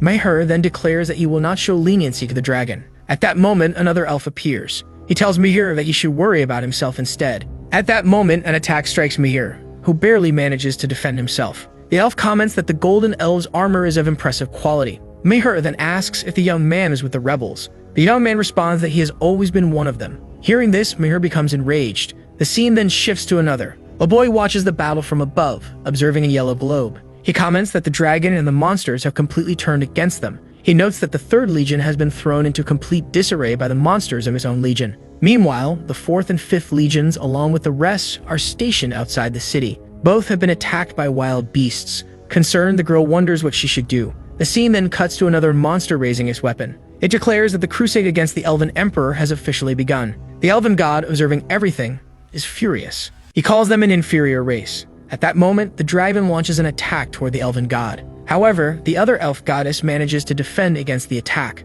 The dragon states that his army can no longer protect him. He warns that there will come a day when the Elven god will be killed. The Elven god retorts, asking if the dragon realizes the situation he's in. He points out that it's 3 against 1 and the dragon has no chance of winning. At that moment, the elf goddess behind him takes the hit. It is revealed that Kin is also aiding the dragon. The Elven god declares that now is 2 against 2. The scene then shifts to another elf charging at Leloucha. She attacks, even managing to shatter Leloucha's barrier. However, the elf goddess quickly invokes another barrier. The assailant continues her sequence of attacks, trying to break through again. Leloucha remarks that even if a celestial-level martial artist approached her, they wouldn't be able to defeat her in 3 moves. She begins casting a spell. She asks the girl to surrender because she cannot defeat her before the celestial punishment is delivered. She then launches a series of attacks at the girl. The assailant draws her sword again. She questions why Leloucha wishes to shatter the peace they have attained with their minds. Leloucha responds that she knows this peace was carefully achieved but was built upon the bodies of others to gain prosperity. She insists that everything about it is wrong.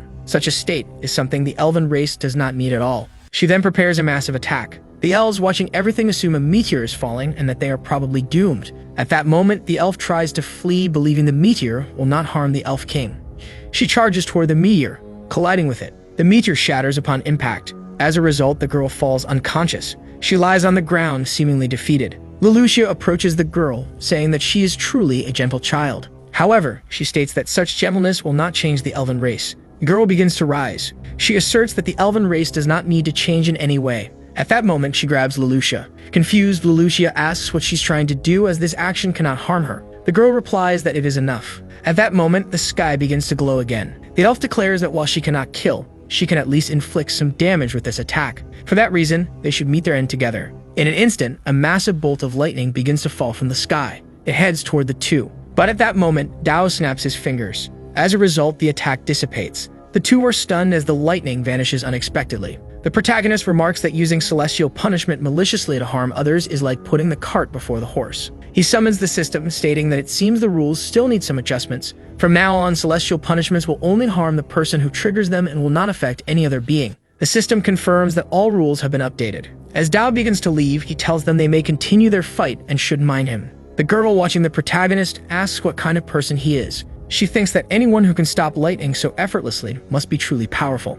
At that moment, Leloucha looks up the sky. Everyone around her does the same, appearing shocked. At that moment, it is revealed that the Elf King has been killed. As a result, all the soldiers lose their hope. Where quickly they drop their weapons and start to flee. Leloucha says that their king had been executed, asking if they still wish to continue resisting. However, the girl, in response, only gives a smile, asking if the rebels still hadn't realized the gravity of the situation. At that moment, an immense light begins to cross the sky. The girl says they would feel the fury of her god. Observing the situation, Leloucha says he was arriving. Then the god appears again, saying they had dared to kill even his physical reincarnation, stating that the dragon shouldn't think they wouldn't kill, just because she was the daughter of the dragon god. The dragon, in turn, is astonished, saying she didn't expect him to visit the human realm personally. Looking to the side, the god becomes surprised, because Leloucha had really come back to life. Drawing his sword, he says he could not spare. Again, his soldiers resume the battle, seemingly more hopeful, because the elf god would act personally.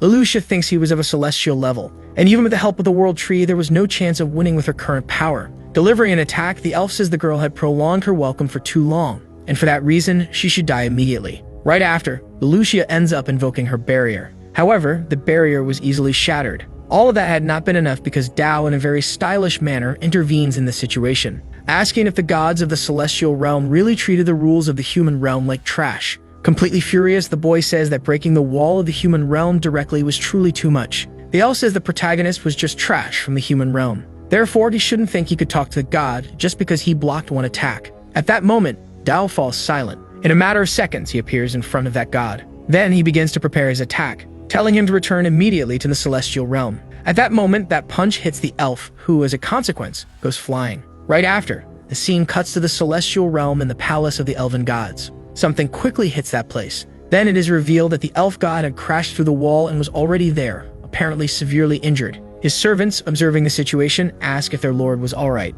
Irritated, the god wonders if those people from the human realm really dared to treat him that way. For that reason, the gods would exterminate them. Then the scene cuts to the protagonist, apparently relieved, saying that the next realm still existed and pretending to break the wall of the world was very dangerous. Right after, Kin suggests that they should exterminate the city of the elven gods. That's why she was willing to carry out that task. However, the protagonist tells her to just stay quiet. Meanwhile, that other elf, observing the situation, is very surprised. Desperately, she wonders how that was possible, as he had defeated her god with just one blow. For that reason, she wanted to know who that person was. However, Lucia says she had already said that before, because that being was the heavenly Tao itself. At that moment, the girl ends up kneeling, asking if she meant that it was the heavenly Tao. The girl responds that it was exactly that. Hearing what Leloucia had said, she falls silent, saying that's how her god had completely failed. Then the scene cuts to the group of dark elves, apparently happy because they had really managed to win that battle. But still the golden elves couldn't believe it. Right after, the other man asked to kill all the golden elves,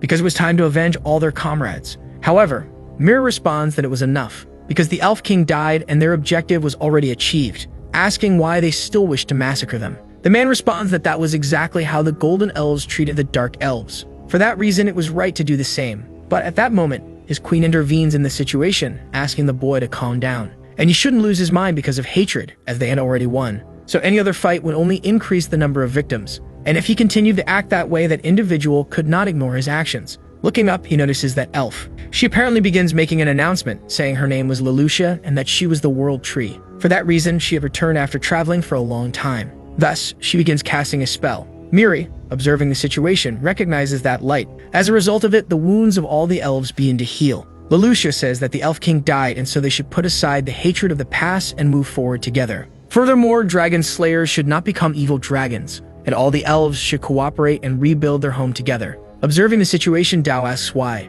It seemed like that girl was copying what he had said before. The system says that this world had no patents. Then all the elves end up dropping their weapons. As everyone kneels, the queen says she is willing to lead the dark elves and listen to the words of the elven goddess. The golden elves, observing the situation, end up surprised. However, they seem to accept everything quickly. Kneeling, they say they are willing to listen to the words of the goddesses. Seeing the situation, Leloucia gives a happy smile. Sometime later, the protagonist says she did very well, because in that way she truly gained a bit of the stature of God. Leloucia says he speaks in a calm manner, but the mess that man had left behind was still not fully dealt with. The division among the elves had already emerged, and her presence could maintain harmony at a superficial level.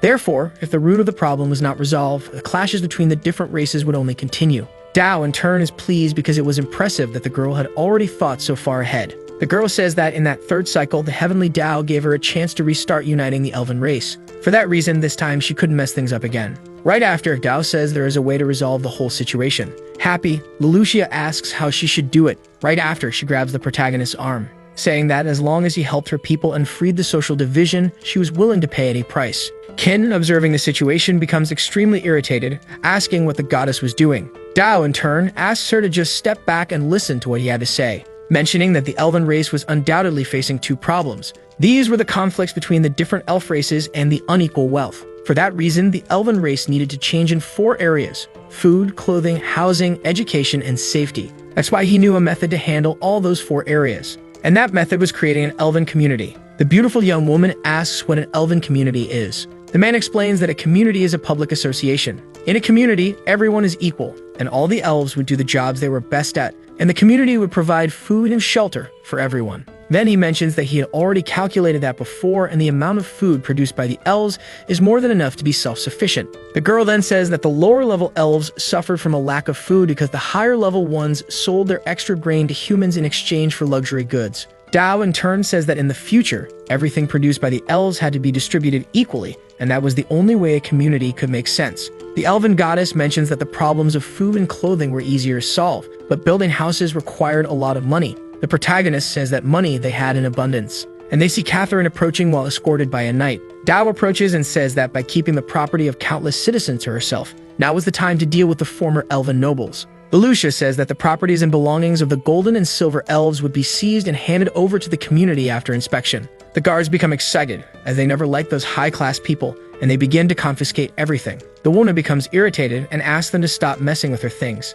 A man appears behind her, placing a knife to her neck, and says she wasn't expecting that one day she would pay the price for oppressing others. The soldier falls silent after realizing they had been cornered. Dao tells him that all of them had lost their status as high-class individuals and would work alongside elves from other races, then asks if the guard agreed. The man in turn says he agrees. Catherine becomes angry and says that the golden and silver elves had always been destined to be rulers and that the group's victory was temporary. The protagonist asks what evidence she had that they were born to rule, and the elf, in turn, responds that they were born nobles. The elven goddess becomes irritated with Catherine and binds a plant around her neck using her magic, saying that this was the last time she would let her disrespect pass, and that the differences between elf races were like roots, trunks, branches, and fruits, for they were all different, but part of the same organism. Then she says that if the different elven races want to prove themselves special under her rule, she had a plan. After that, she throws a hoe in front of the elf, saying that she should use her own hands to create something of value and that this was the only way to prove anything. Catherine, in turn, asks if that was some kind of joke, as she was a noble among the elves. But Meir offers no resistance and picks up the hoe. The elf asks if he was really planning to do that kind of manual labor like the Dark Elves, and the knight responds that working alongside the victors was already a gift, and that he never felt they needed elves to be placed in different classes, and that had been a mistake by the Lord God from the beginning. Catherine, after seeing that, calls him a traitor. Dao comments that it seemed like there were reasonable people in the elven tribe, and the goddess, in turn, says she believed most were good like him. Gael says that Lelouch's knave rule would only end the elven tribe, and the girl responds that she appreciated any elf who would monitor her and her rule, and that during this period, Catherine would be able to work alongside others to keep an eye on her. However, the elf laughs and says she will watch the girl's reign crumble before her eyes. Right after, the goddess comments that she wasn't expecting the silver elves to be more stubborn than the golden elves. Dao explains that the silver ones are a race with closer ties to the ancient elven god. After that, Lelouch says there was still the issue of housing, as they could not be built in a short period of time.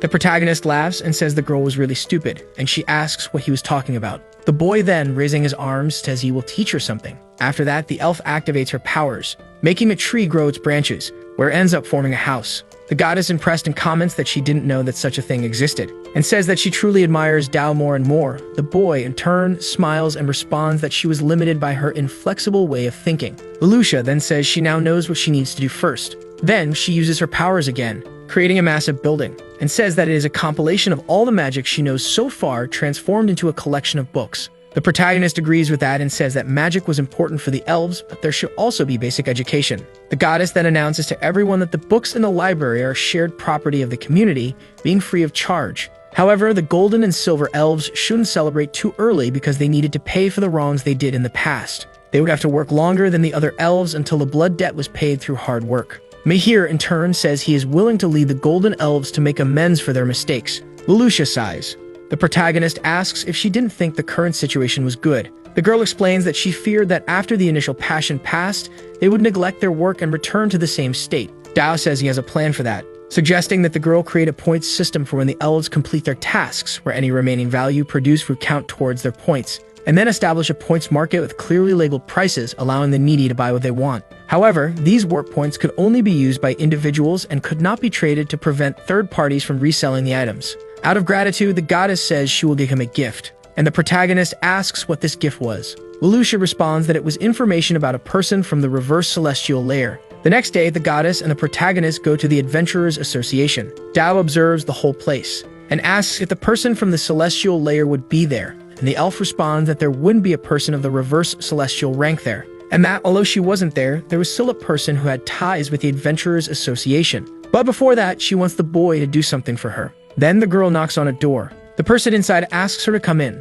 Lelouch enters and apologizes for showing up suddenly. Lorraine, the head of the Elven Forest Department, asks what business the goddess had with the Adventurers Association. And then the girl places some papers on her desk, saying that she needed to know about the safety of the elves on that list. Lorraine says that it was a list of the elven slaves who had been sold. Lelouch says that the last elf king had dared to sell others for his own benefit, and she couldn't allow such behavior to continue. The department head, in turn, sips her tea and says there was nothing she could do about it. Then the elven goddess takes out her weapon, and says she was willing to use her celestial realm weapon as payment. Lorraine is surprised to realize she was willing to use that as payment. After that, the woman says that she would receive news about each person in a month, but she couldn't guarantee that they would still be alive. Lelouch responds that she didn't need to verify if they were alive, but she would need to guarantee the accuracy of the information. After that, the two come to an agreement. Upon leaving the room, Dao asks her if she would now talk about the person from the reverse celestial layer. The goddess then points to a piece of paper posted on the wall and says that the person of the reverse celestial rank was there.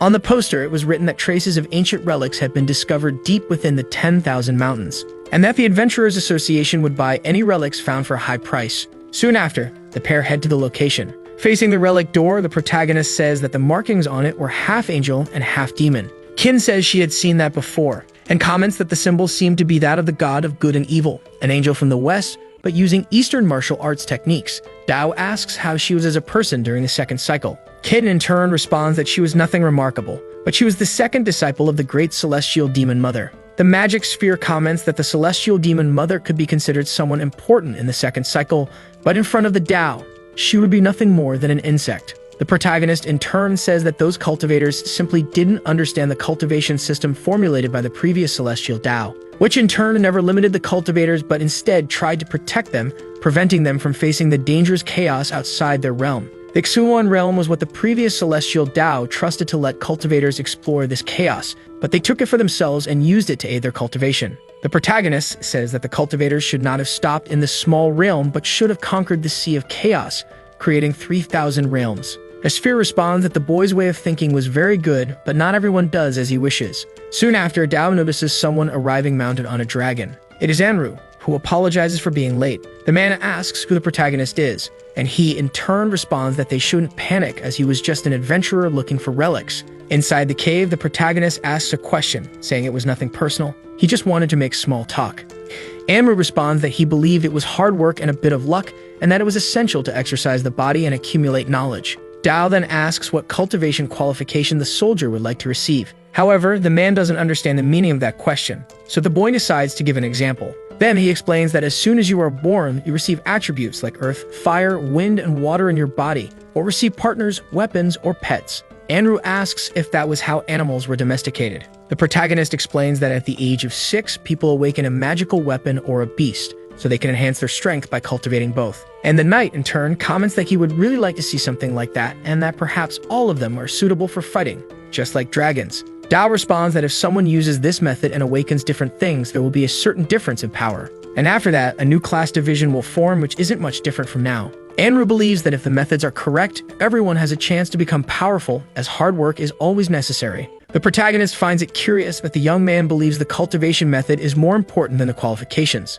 The man asks why the boy was asking that, who in turn responds that the goddess was stronger than him, so he should ask her, as she has a higher reference value. Then he decides to talk to the young man's companion, and assures her he had no malicious intent. The sphere then comments that if he had even the slightest malicious intent, those people would have been dead long ago. Then the girl introduces herself as Yuming and asks if he wants her to do anything. The protagonist asks what she desires as an oriental cultivator in the middle of the 4th rank. The young woman responds that it was spiritual roots, because her master said she had no roots and wouldn't be able to progress beyond the 5th rank in the future, being unable to ascend to the immortal realm. The sphere explains that she was talking about wisdom roots and that for a 4th rank cultivator, she only has 60 years to ascend to the meta-infant stage. The protagonist notes that the cultivator was already at the 4th level, so this meant her efforts had not been awakened. Liang says that the whole point of cultivation is to go against the heavens, and that if she doesn't reach the immortal realm, all of her cultivation will turn to dust. Dao gets irritated and asks who said cultivation was against the heavens,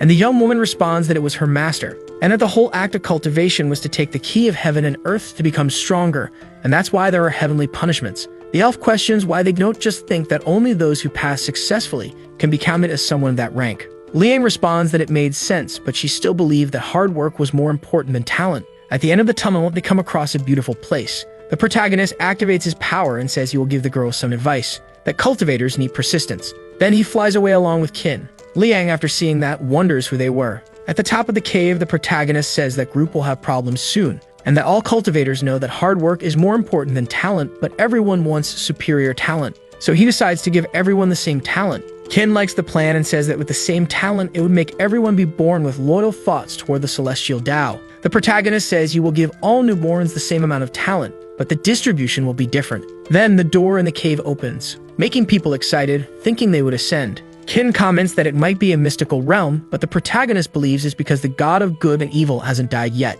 The girl gets irritated upon realizing she had let a being from the celestial layer escape judgment. Dao puts his hand on the girl's shoulder and says it wouldn't be a problem as he would have the chance to speak with her personally. However, the goddess might not be in a good state.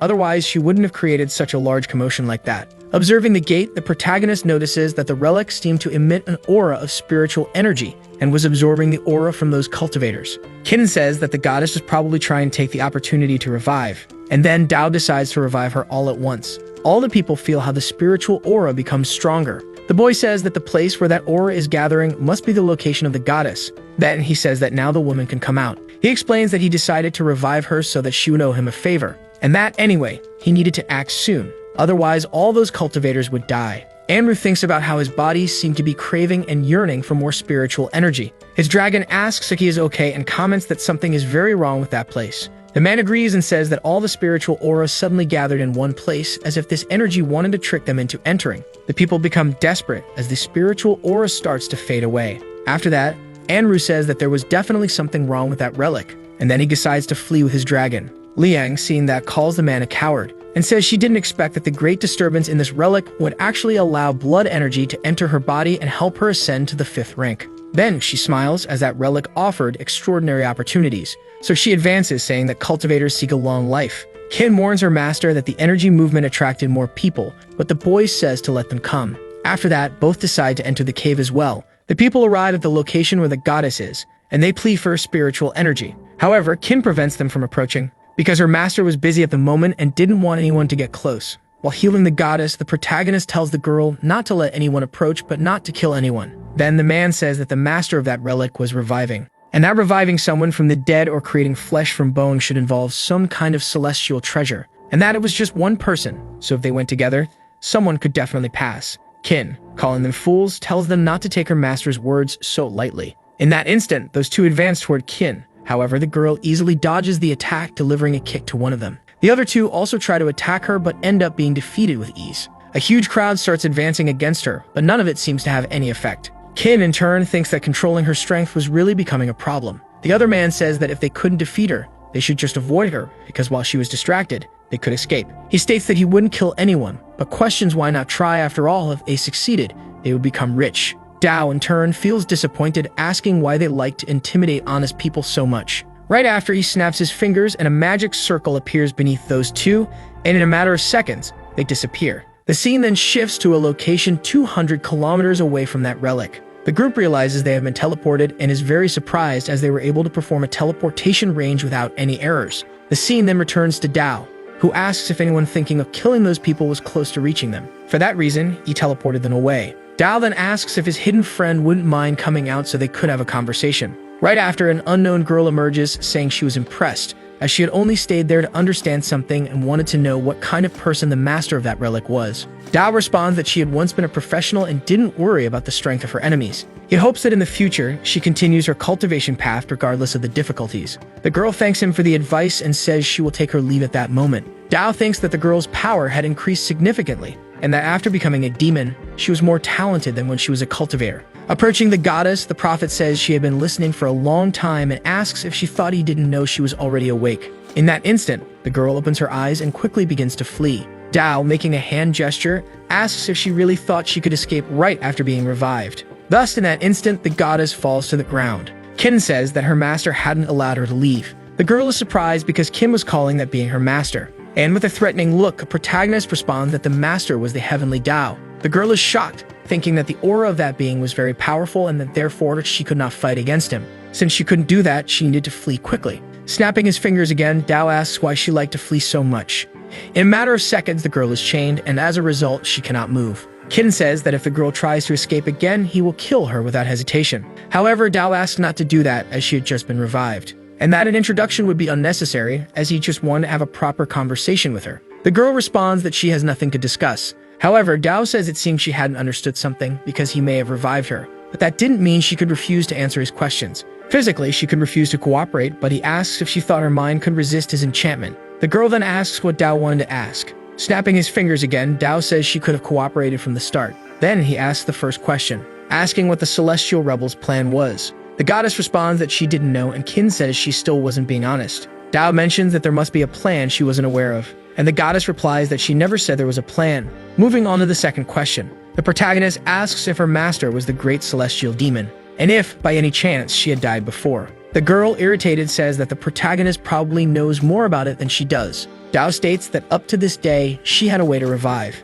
and he didn't believe that the great celestial demon mother would die so easily. Right after, he begins to use his magic eye again, saying that with low power, it's normal not to know the plans of the great celestial demon mother along with the core. Therefore, he asks the third question, questioning why she had rebelled against the heavens. And the girl responds that if the heavens were merciless, she had to rebel against them. Hearing what the girl said, the protagonist begins to laugh, asking if she could explain better what she meant by the heavens being merciless. The girl says that the heavens were harsh and treated everyone as inferior beings. In their eyes, there was no place for them among living creatures. Dao says that for a Western angel, she knew a lot about Eastern topics. There was a second timeline in which she had said, because saints are mad and treat people like dogs. He asks what the attitude of a high-level cultivator is towards an ordinary person. Therefore, she should understand more than anyone about that matter, and she should answer if there was any difference in the way she and the celestial Dao did things. The goddess says that it was because he had broken the path of cultivation, so she had no choice but to take resources from others. Dao, disappointed, asks if she really thought he had broken the path of cultivation.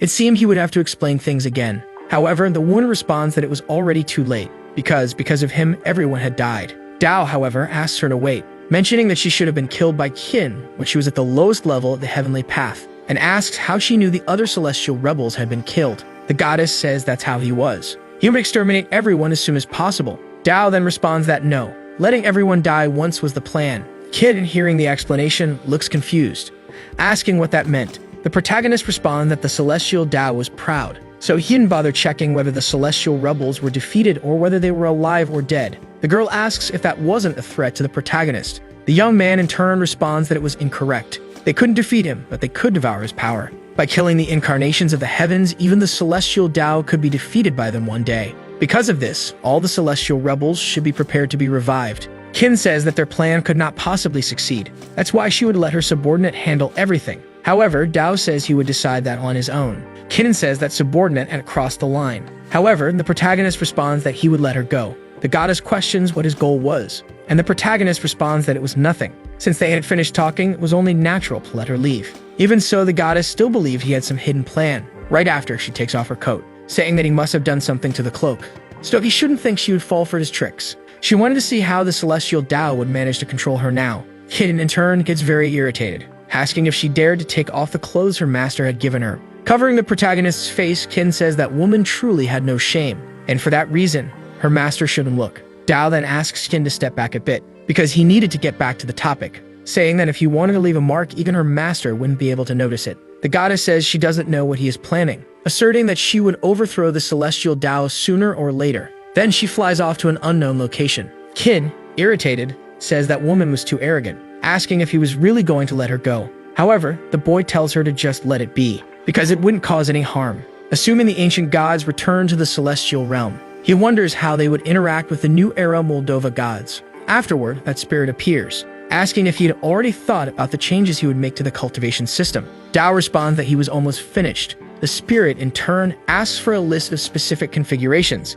Dao says that those changes wouldn't only affect humans. They would include animals, plants, and even dead beings that might gain consciousness in the future. Therefore, he should set the cultivation qualification for everyone at 100. However, he would assign their talent qualifications randomly to each spiritual root. The system asks why it would be random, and wants to know what would happen if someone ended up with a very poor cultivation qualification by chance. Dao says that if the total qualification was the same, it would mean there were no useless qualifications. And when they turned 12, he would give everyone access to the Celestial Dao Library, and everyone could choose the cultivation method that suited them best. The spirit asks if that wouldn't cause the number of cultivators to explode, and end up plunging the world into chaos again. Dao responds that the majority is the central theme of this world, and in any case, the purpose of giving them qualifications and cultivation methods wasn't for them to work non-stop. What he expected from it was that they could work together to leave that world. Observing all this, Qin says that her master was truly incredible, and the boy says that it was time to return to the elf forest so they could take a look at it.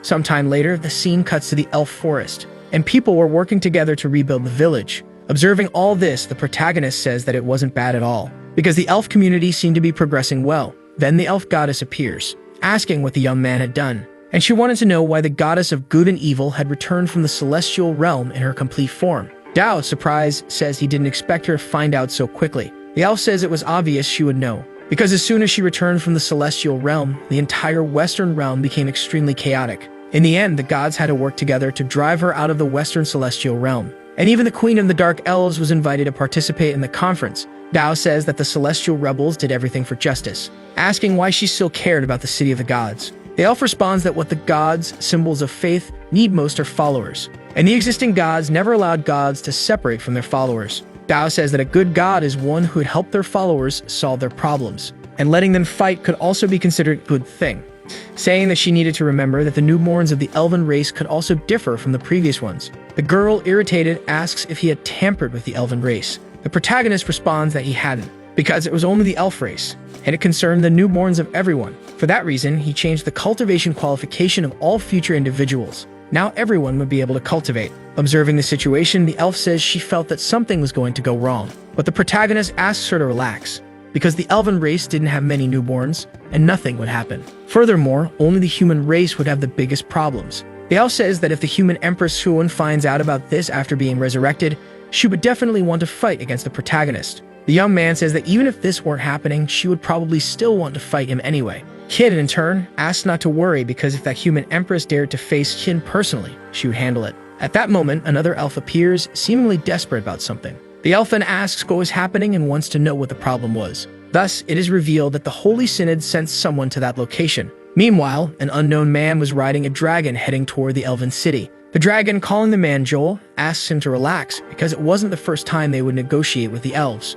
Joel says he knew that, but the problem was that the aura of the forest elves felt completely different. Soon after, the dragon appears in the village and the impact upon landing is so strong that an explosion occurs. The elves, surprised, wonder what happened. Right after, Joel stands in front of the villagers, asking where the new ruler of the elves was, because he represented the Holy Synod and expected the new government to honor the agreement that the previous Elf King and the Celestial Synod had signed. Observing everything from above, the protagonist says that it was a golden dragon of the dragon god level, so they probably didn't come in peace. Immediately after, the elf goddess seems to begin chanting and then takes hold of the document. Joel, irritated, asks who this woman was who was analyzing all those conditions. As a result, she becomes extremely irritated, asking if he expected her to obey such a disempowering and humiliating treaty. Joel says that if she dared to provoke the Holy Synod in such a way, she should concern herself with being misguided. At that moment, his dragon asked Joel to kneel and apologize for the incident, because Joel was still young and didn't understand things. The man, observing everything, is very surprised.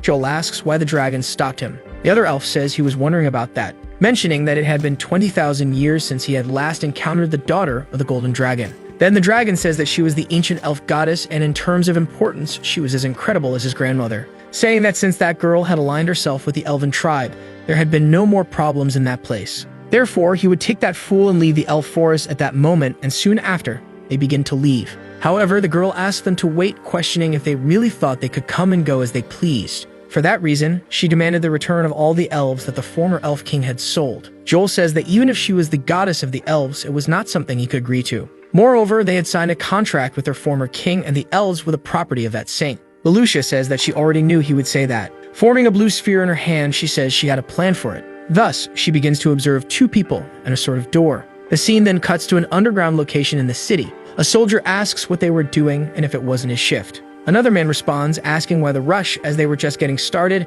questioning if he thought they were as premature as them. Inside the room, the two men were playing with some women and various activities were about to unfold. However, in that instant, someone appears in the place and one of the elves finishes off the man, who, in a matter of seconds, is defeated. Another soldier is surprised, asking if an enemy was attacking. But in a matter of seconds, the other two are also taken down and the hooded elf tells them they will pay for their crimes. The two elf women, observing the other men, ask who they were. Helping the girl, the elf tells her not to worry because the new elf king would show her the way home. Meanwhile, all of this was being transmitted through Lelucia's sphere. Joel then, surprised, says the girl was crazy. For that reason, it was clearly a declaration of war against the saint. However, the girl responds that she never aimed at her, but given all the pressure, there were elves who, without considering their people, were in the Third Sacred Empire. For that reason, they would rescue even the last one of them. Moreover, it was necessary to deal with them. Seeing what the girl was doing, Joel becomes desperate, assuming that he could clearly be killed. However, Lelucia asks him to just fix the houses they had destroyed before leaving. Sometime later, Joel, along with the dragon, was repairing those houses. Ben Dao says that declaring war against all human nations at the same time was a very ambitious game she was playing, but the girl responds that compared to facing the celestial Dao, that was nothing. Dao says that under the elf's command, the community would work very well. For that reason, he would return regularly to check on everything. The girl, in turn, asks if the young man was already leaving. The boy responds yes, affirming that she was responsible for everyone in the Hell tribe, while the celestial Dao was responsible for all living beings in the world. Right after, Lucia approaches the protagonist, apparently wanting to say something, asking if the boy could stay a little longer with her. Irritated, Kid approaches the woman, asking if she was trying to get close to her master. However, Lucia responds that it wasn't what she was thinking. Soon after, the Queen of the Dark Elves appears, saying she had something to report. Lucia, noticing this, asks the girl to speak her mind. The woman says that in the eastern part of the city, they were digging a hot spring with powerful healing properties, so she wanted to know what the elf goddess planned to do with it. The girl, in turn, says that it was great because she wanted to discuss the hot springs at that moment, saying that it was thanks to Dao that they were able to stabilize the elven tribe. For that reason, she wanted to reward him, asking if he would like to go with her to the hot spring. Observing the situation, the protagonist says that it sounded very good. Thus, he agrees to go with the girl to the spring. Sometime later, the scene cuts to the hot spring. Lucia, talking to the protagonist, asks if he would like her to send someone to massage his back. However, the young man responds no. Soon after, they enter the spring. Qin, approaching the boy, asks to let her clean his body. Throwing the girl out, Dao asks not to allow anyone into the men's bath, especially her. Looking back, Qin notices something that appears to be a plan. Then she picks up the signs. She switches the signs to opposite directions. She says she is entering the women's bath and is not going against her master's orders. In that moment, Qin realizes something. Thinking that this time, without a doubt, was different, she teleports. She thinks she has to deal with it. Soon after, the scene cuts to the sacred church. A man seemed to be kneeling. The girl, beginning to speak, says she heard that the elf goddess had come back to life. The man says it wasn't just that. She also wanted the slaves back and had secretly begun rescuing them. The girl says that she was very restless, and for that reason, they should return everything if that was what she wanted. The man says they had already signed a contract, and therefore, all of them were the property of the church. The girl, in turn, asks if the man was questioning her. Kneeling, the man responds that it wasn't like that at all. The girl says that if relics from the past era are found in the human world in the future, they should be brought to the church and sealed. The man says he understands all of that. Thus, they end the discussion. With a threatening look, the girl says they were old friends, and for that reason, it wouldn't take long for her to come back and discipline them. In that moment, the scene cuts to someone who apparently entered a certain place. However, the aura she had sensed before had already disappeared. She then remembers that she needed to return before her master finished his bath. She quickly starts heading back to the spring. Then the scene cuts back to her. Lucia says that the place was great. Moreover, in that hot summer, they should open the bath to all the elves because she didn't want to be like the old high-class elves. Handing out some towels, the Queen of the Dark Elves says that could wait until the girl had rested. Lucia asks if she would join her. The woman says she would bring everyone later because she had to receive reports on the elf rescue operation first. For that reason, she shouldn't worry. Thanking the girl, the elf responds that she should enjoy herself without ceremony. Right after, she enters the hot spring. However, she still didn't know that the signs had been switched. As a result, she ends up entering the wrong place. Looking around, she says that she was clearly alone, but even so, she felt very embarrassed. Shortly after, she starts observing the area, saying that her children were very clever because they had learned to use magic to build houses. She then sits down to rest. She says that before the protagonist leaves, he should deal with the problems of the elf community. Right after, a voice says that the elf goddess should be more confident. It is then revealed that the protagonist was there, stating that the community was an important experiment and that he believed she could handle it well. The girl, extremely embarrassed, asks why the heavenly Dao was in that place. However, the young man still seemed confused. He then stands up. Dao says it was interesting because he assumed the girl finally couldn't hold back and was throwing herself at him. However, she responds that she would never do such a thing. Lucia asks what he was trying to do because that was the women's bath and he shouldn't be there. Dao then looks confused, asking if Qin hadn't blocked his entry. However, she responds that she hadn't seen that girl. Dao, surprised, assumes that something must have happened with Qin. Meanwhile, Lucia seems a bit embarrassed about something, asking the boy to cover his area because he was still in that place. Dao says he never thought the elf goddess would be so embarrassed to see a man's body. The girl responds that it wasn't that, so he shouldn't come any closer. Approaching the girl, Dao asks her not to worry because he didn't intend to do anything inappropriate. So she was still reluctant. He had a plan. Right after, he snaps his fingers. In a matter of seconds, he assumes a completely different form. He quickly transforms into a woman. Lucia is then surprised because the heavenly Dao was in a female form. The boy says that the heavenly Dao never had a concept of gender and was showing that because it was nothing more than a form. Hearing the protagonist's explanation, the girl is surprised. Shortly after, she starts vomiting out of disgust. Dao asks if she's okay. However, Lucia asks him not to come closer because that look of his reminded her of some unpleasant things from the past. In that moment, the spirit appears, saying that his current form probably reminded her of the heavenly Dao from the second cycle. Dao asks if she would prefer he return to his previous form, and Lelouch says it's not necessary. So he should let her get used to it. After all, things were completely different now. Hearing what the girl said, the protagonist remains silent. Then he smiles, saying that if that was the case, he would leave the girl alone and enjoy himself. He then begins to take a bath as well. Dao says that the elven community would have to face many challenges in the future, and it would be better to handle the entire race together. Lelouch says she understands the situation and for that reason would put all her effort into it. It didn't matter what happened before because she had to thank him for everything he had done for her race. However, the young man responds that he did all that merely for experimental purposes. The elf says that for the elven race, it was the beginning of a new life, and to be honest, she didn't know how to express her gratitude. But the boy responds that he has an idea for that. He starts looking at the girl with a different expression. Embarrassed, the girl asks if he really wanted her to do that because, in fact, it was her first time. Dao asks if she saw a third person in that place, and for that reason, should come closer because he wanted to feel comfortable. Approaching the protagonist, Lelouch responds that she would begin. She starts massaging the protagonist, asking if the pressure was just right.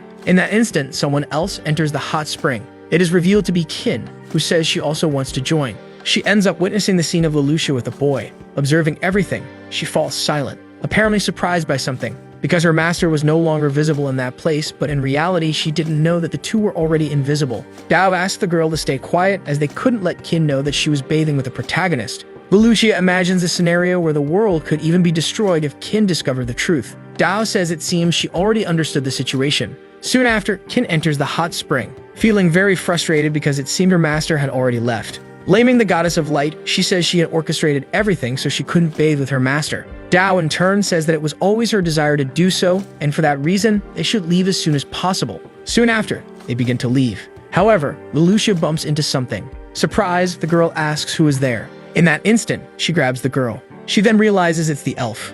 She asks why she was there, thinking she was trying to retrieve her things. Soon after, Dao asks the girl to let go of Lelouch because it was all a misunderstanding. And all of it happened because the girl had switched the gender signs. Surprised, Qin asks why the protagonist was in that form. Dao in turn responds that there was really no need to maintain that female form at that moment. He then snaps his fingers, returning to his normal form. Qin, desperate, says the girl shouldn't look at her master's body. Meanwhile, the group of elves was at the back of the hot spring. They then entered to greet their goddess. However, they end up encountering that extremely awkward scene, where they quickly begin to leave, apologizing for disturbing them. Shortly after, the scene cuts to the royal castle. Qin is very sad. She says her image has been completely destroyed. Frustrated, Qin says that even though she had seen her master's body, she was still not satisfied. Dao then says that it wouldn't be difficult to make them forget about the incident. However, Luther says that it's fine and that he shouldn't do anything to them. At that moment, the Queen of the Dark Elves appears, asking if she could interrupt for a moment. She says she had received the latest news from the perimeter of the elf forest. It was said that the army of the Third Empire had entered the border. The scene then cuts to several soldiers heading toward a specific location. Their captain says they are going to the elven territory and should be cautious. Another man says that attacking the elf territory seemed like a dream. He comments that if he could capture an elf woman as his slave, it would be extremely gratifying. Meanwhile, an older man observes Ludo in silence. He wonders what those young people see in war. The other man asks if he isn't a bit anxious, given they have an imperial army of 30,000 strong men. For that reason, the elves wouldn't stand a chance. The man responds that if he underestimates the war, it will definitely have a huge impact on him. He then asks why the old man is so apprehensive. The man replies that it was an order. Right after, the wind starts to pick up. The general says that something probably happened, and they should take their positions. Thus, the soldiers form their defensive stance. One of them seems to have noticed something. Shortly after, he begins looking up at the sky. A giant monster was surrounding them.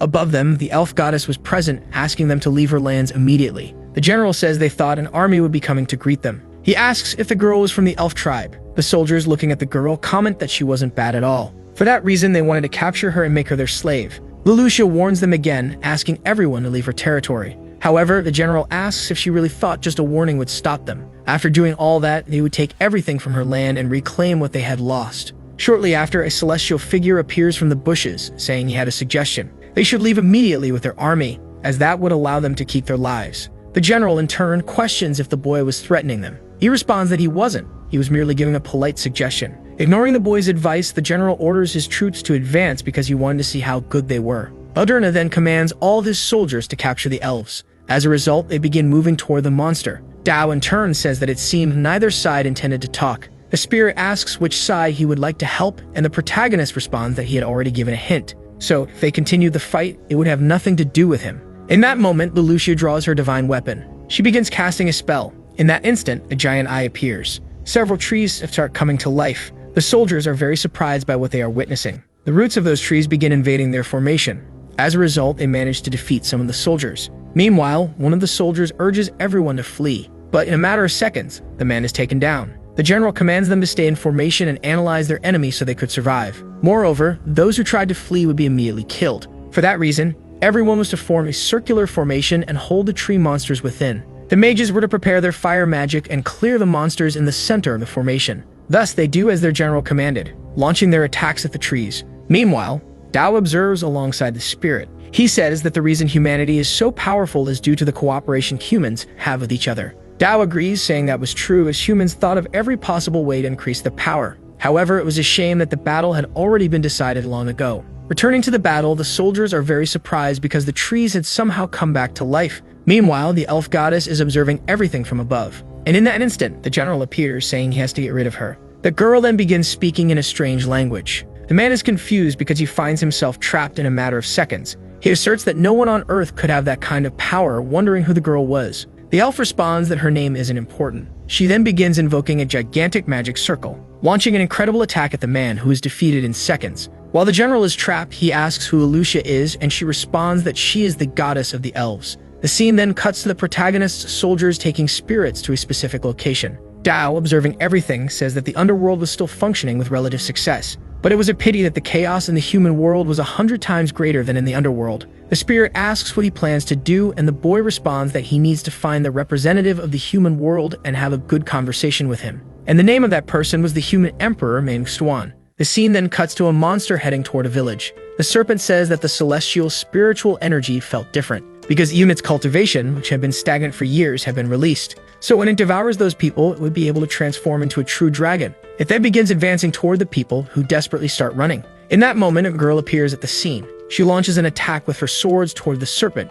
which is then easily defeated. As a result, she saves everyone in the village. The villagers begin to praise her, to which she responds that there was no need to thank her, because it was all her duty. It is then revealed that the girl was Stuan. Shortly after, she looks up. Sensing that strange spiritual energy, she wonders what exactly the heavenly Tao was trying to do. At that moment, the scene cuts to the protagonist. He says it's a pity that he still hasn't been able to find the being called Xuan. The spirit responds that celestial rebels of king and reverse ranking are highly specialized, because even if Emperor Xuan were right in front of him, he might not recognize him. In fact, he could become the human emperor and establish a community that would allow him to unite all of humanity, as they had tried before but failed. Tao responds that the community system was not yet mature, and a full-scale launch would be nothing more than a complete failure. For that reason, there was no one-size-fits-all solution, but the spirit replies that he was thinking things through more and more deeply. Soon after, the elf appears, saying she had taken care of things on her end. Tao, in turn, is surprised because the girl had resolved the situation very cleanly. Leloucia says that since they decided to invade,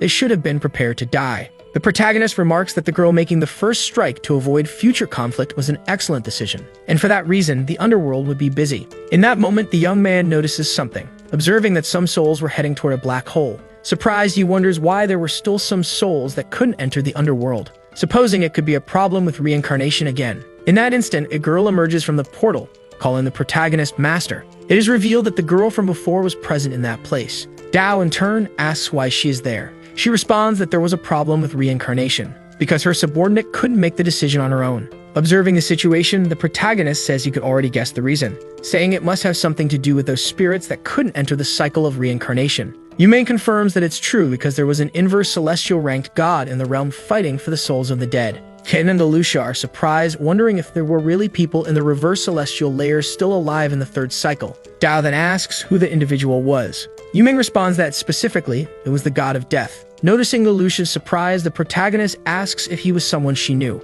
The girl replies that she wasn't familiar with him, but she had heard that he takes 30% of the souls of the dead, regardless of their belief system. The number isn't particularly large, but most gods let the death gods escape with those souls. Tao, in turn, says that the figure was indeed skilled at what he does, but it was a shame because the protagonist desired all those souls. Soon after, Ken asks if the girl intends to kill him.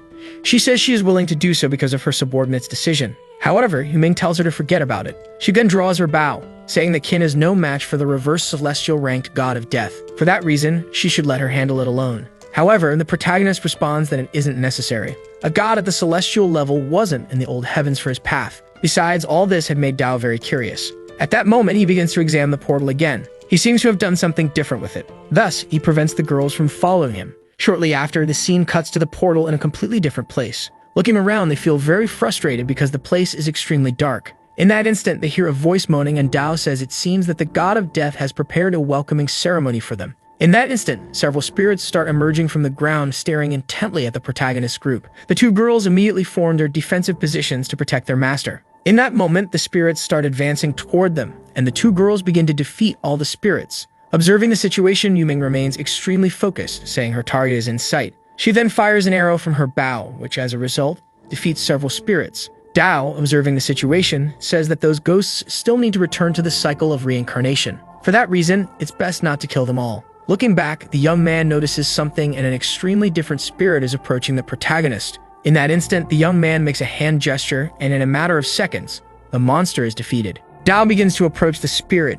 noticing that several other spirits were accompanying it. The entire area seemed to be merging, forming a sort of river. Yumeng, observing, suggests that it might be a lake. However, the protagonist responds that it wasn't a lake because all of this was spiritual energy sealing the ghosts. He acknowledges that the god of death was more powerful than he had imagined. Qin asks if the boy intended to defeat the god of death. However, the protagonist asks her to wait because they would see how things unfolded. After finding the god of death, they would talk to him. Shortly after, the boy notices something, commenting that it seemed like the entity wasn't feeling any pain even while hiding in that pool. He then observes a different kind of spirit. Dao approaches the being, who then asks if he was the heavenly Dao. The protagonist, surprised, asks if they had met before. The spirit responds that they hadn't and quickly tries to leave the area. Dao, surprised, asks why they didn't want to have a normal conversation. If that were the case, he would have to break through their defenses first. He easily manages to dispel part of the lake, revealing the entity again. It is shown to be a girl who appears to have no clothes. Qin, surprised, supposes that she might actually be the goddess of death. However, she is still shocked because the girl looks exactly like Yuming. The girl responds that she wasn't 100% the same because, in fact, she got a much better body. Dao remarks that it made sense as she was likely the soul of the previous girl. However, she replies that her name was different. In that moment, Dao snaps his fingers. He hands some clothes to the girl. The girl then introduces herself, saying her name is Yu, and that she is the matriarch of the Yuming clan. Moreover, she is the last member. In the beginning, her clan was almost wiped out because the concentration of spiritual energy had diminished. To create an opportunity for the world, her soul fragmented. Observing the situation, the protagonist says that she had failed. The girl confirms that, explaining that chaotic energy devoured her. When she returned, the world had completely changed. It had entered an era of gods and goddesses. Her body had become one of the incarnations of the heavenly Dao. Saying that the heavenly Dao would make difficult things for her, she asks why he didn't follow the path of the ancient ones to ascend to the heavens. The boy responds that, naturally, Dao says that the main problem now is where she belongs. Therefore, he repaired the cycle of reincarnation, and those souls should be in that cycle, constantly resetting. The girl in turn says that he is the heavenly Dao, and for that reason he gives the orders. The protagonist then asks if she would like to serve in the underworld. She responds that even though he is the heavenly Dao, she is not obligated to follow his orders. Qin, irritated, asks why the girl still dares to refuse. Invoking a sphere in his hand, the protagonist says that the job naturally comes with compensation. He asks if she thinks what he is offering as compensation is very good. Seeing it, the girl appears to recognize the sphere. She supposes that the entire Yuming clan was within it. Even so, she can't believe it, asking how the boy managed to do that. The protagonist, in turn, asks her not to be surprised as there was nothing in the universe that the heavenly Dao couldn't accomplish. Yu asks why the boy is helping. Dao says it's merely a transaction. He would revive the members of her clan, and in return, they would help maintain order in the underworld. For that reason, it was a fair deal. The girl says she doesn't understand because the boy could easily kill her and create a new manifestation of the heavenly Dao. She asks why he bothers with such a negotiation. Dao expresses disappointment, saying that in their eyes, he was like a monster. The protagonist then explains that the heavenly Dao treats all living creatures in the best way possible. Therefore, he wouldn't force anyone. He asks if she is willing to accept the deal. Hearing the protagonist's offer, the girl remains silent. Nevertheless, she eventually agrees to the proposal. The boy says it will be a pleasure working with her. Yuming then speaks, saying that now that she has chosen to enter the underworld, she should return all the souls she had collected. In that instant, the girl begins to do as requested, and all the souls appeared to be released. They accumulate in the palm of her hand. She states that these are all the souls she had collected previously. For that reason, she would hand them over to the protagonist. Observing this, Yuming says that something doesn't seem right, because although the number of souls isn't large, the souls of the soldiers from the Saint and the Third Empire who had just been killed are missing. She asks if the girl is possibly trying to hide some of the souls. The girl responds that she isn't hiding anything, as those souls were never absorbed by her in the first place. All those soldiers were sacred citizens of the Third Empire and believe in the goddess of light, so their souls would have been taken by the goddess of light after their deaths. Kim then says she also has information to report. She mentions that when the boy was bathing in the hot springs, she sensed the aura of the goddess of light, so that individual had probably descended to the immortal realm. She affirms that all of this was the fault of that woman who couldn't stay away from her master. Observing the situation, the protagonist says it seems they will have to deal with this. Hin asks if he wants them to go together to the Third Sacred Empire. However, Dao responds that no, there's no need for her to follow this time, because taking her could only cause trouble, and besides, the underworld needs labor, so she should help Yu Ming complete the work before meeting him. He states that he will leave the order of the underworld to the two of them, so he expects that when he returns, he will see the constructions they have made. As the protagonist leaves, Yu Ming says she has something to tell him. She explains that the human empress named Swan, along with the ghost empress, were not dead, and that both had come to the end. Dao, in turn, is surprised as the old heavenly Dao tormented so many people that he ended up becoming extremely lonely. As he begins to leave, he thanks her for the information, saying that at some point he will meet them.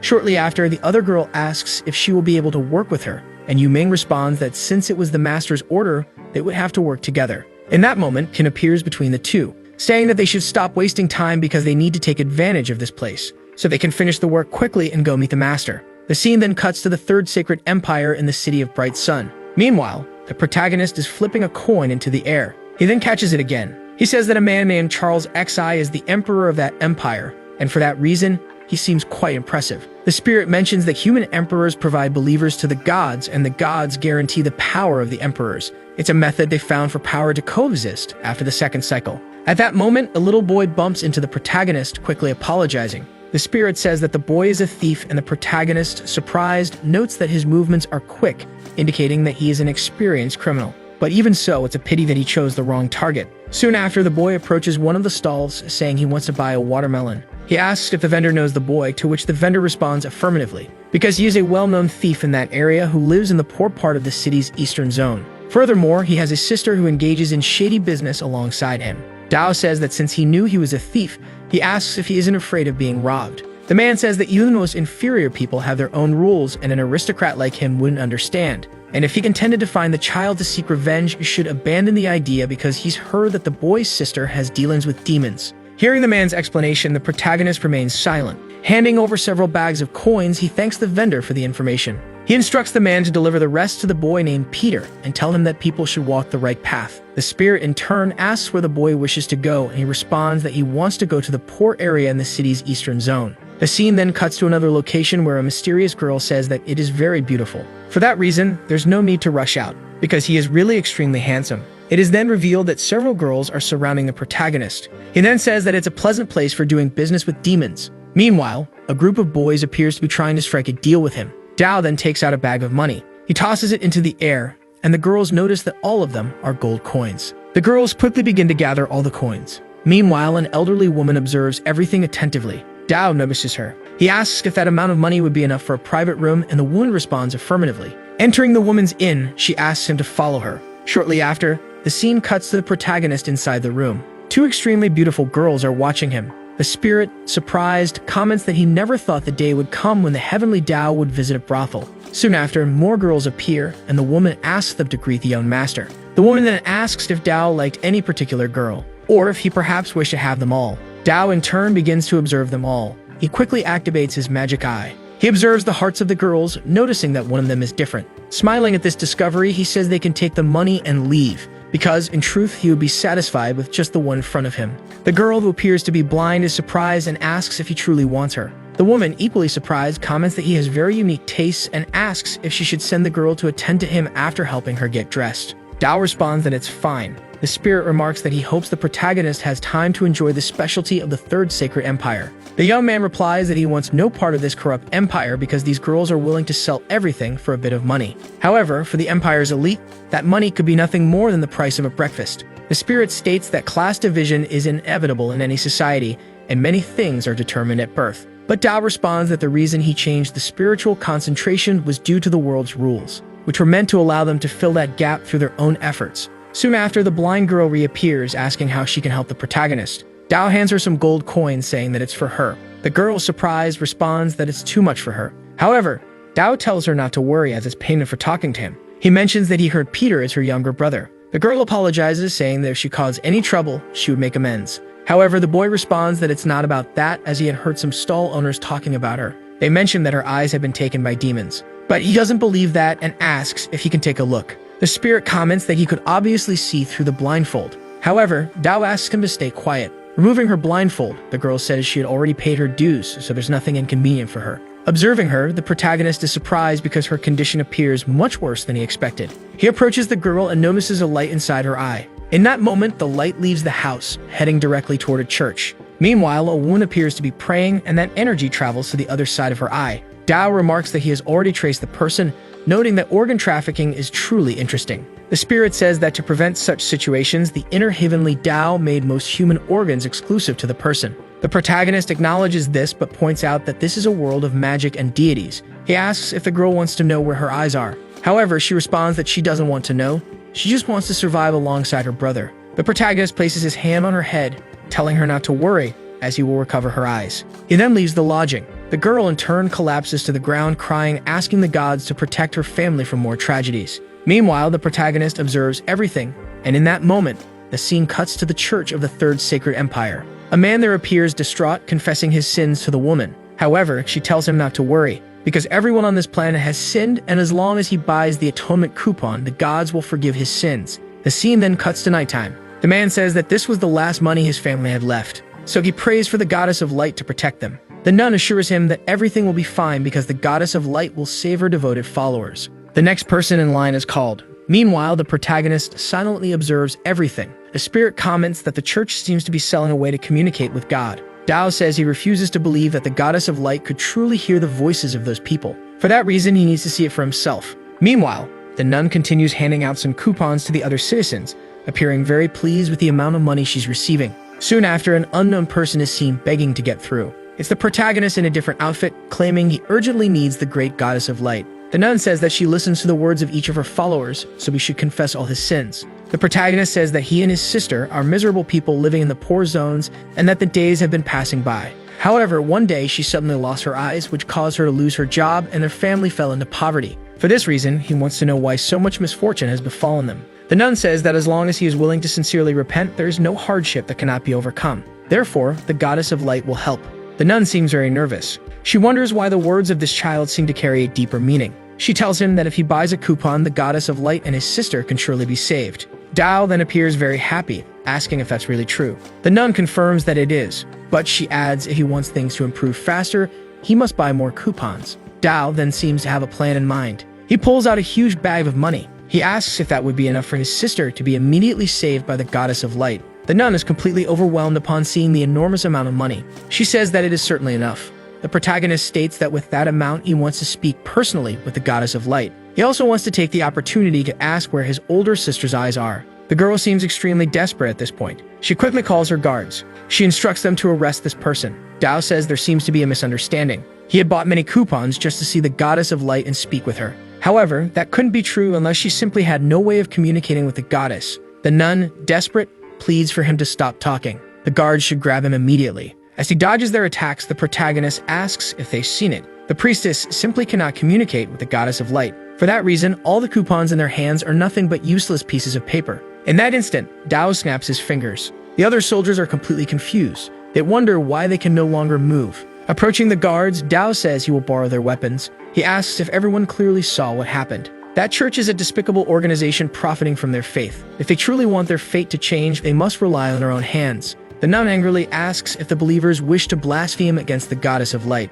Quickly, the group kneels. They say they have done nothing wrong and beg the goddess for forgiveness. The girl feels reassured. She says that this is the power of devotion, and for that reason, he should not attempt to break their faith. Dao forms a blue light on his fingers. He quickly strikes, hitting the statue from earlier. It splits in half. The nun is completely shocked, thinking they are finished. The villagers are enraged. They ask if he dares to desecrate the statue of the great goddess of light. For this, he deserves to die. Dao asks them to calm down. He asks if that really looks like the statue of a god. It is then revealed that inside the statue is an incredible amount of gold coins. Dao says that the faith offerings they all gave to the goddess of light seem to have been stored in that church. As a result, all the villagers are furious. They feel that something has been wrong for a long time. A massive commotion breaks out. Everyone demands their money back. The nun pleads for everyone to calm down, saying there is still a way to explain. The spirit then asks if this chaotic scene is what he wanted to see. Dao responds that if people are being deceived, there must always be someone to resist.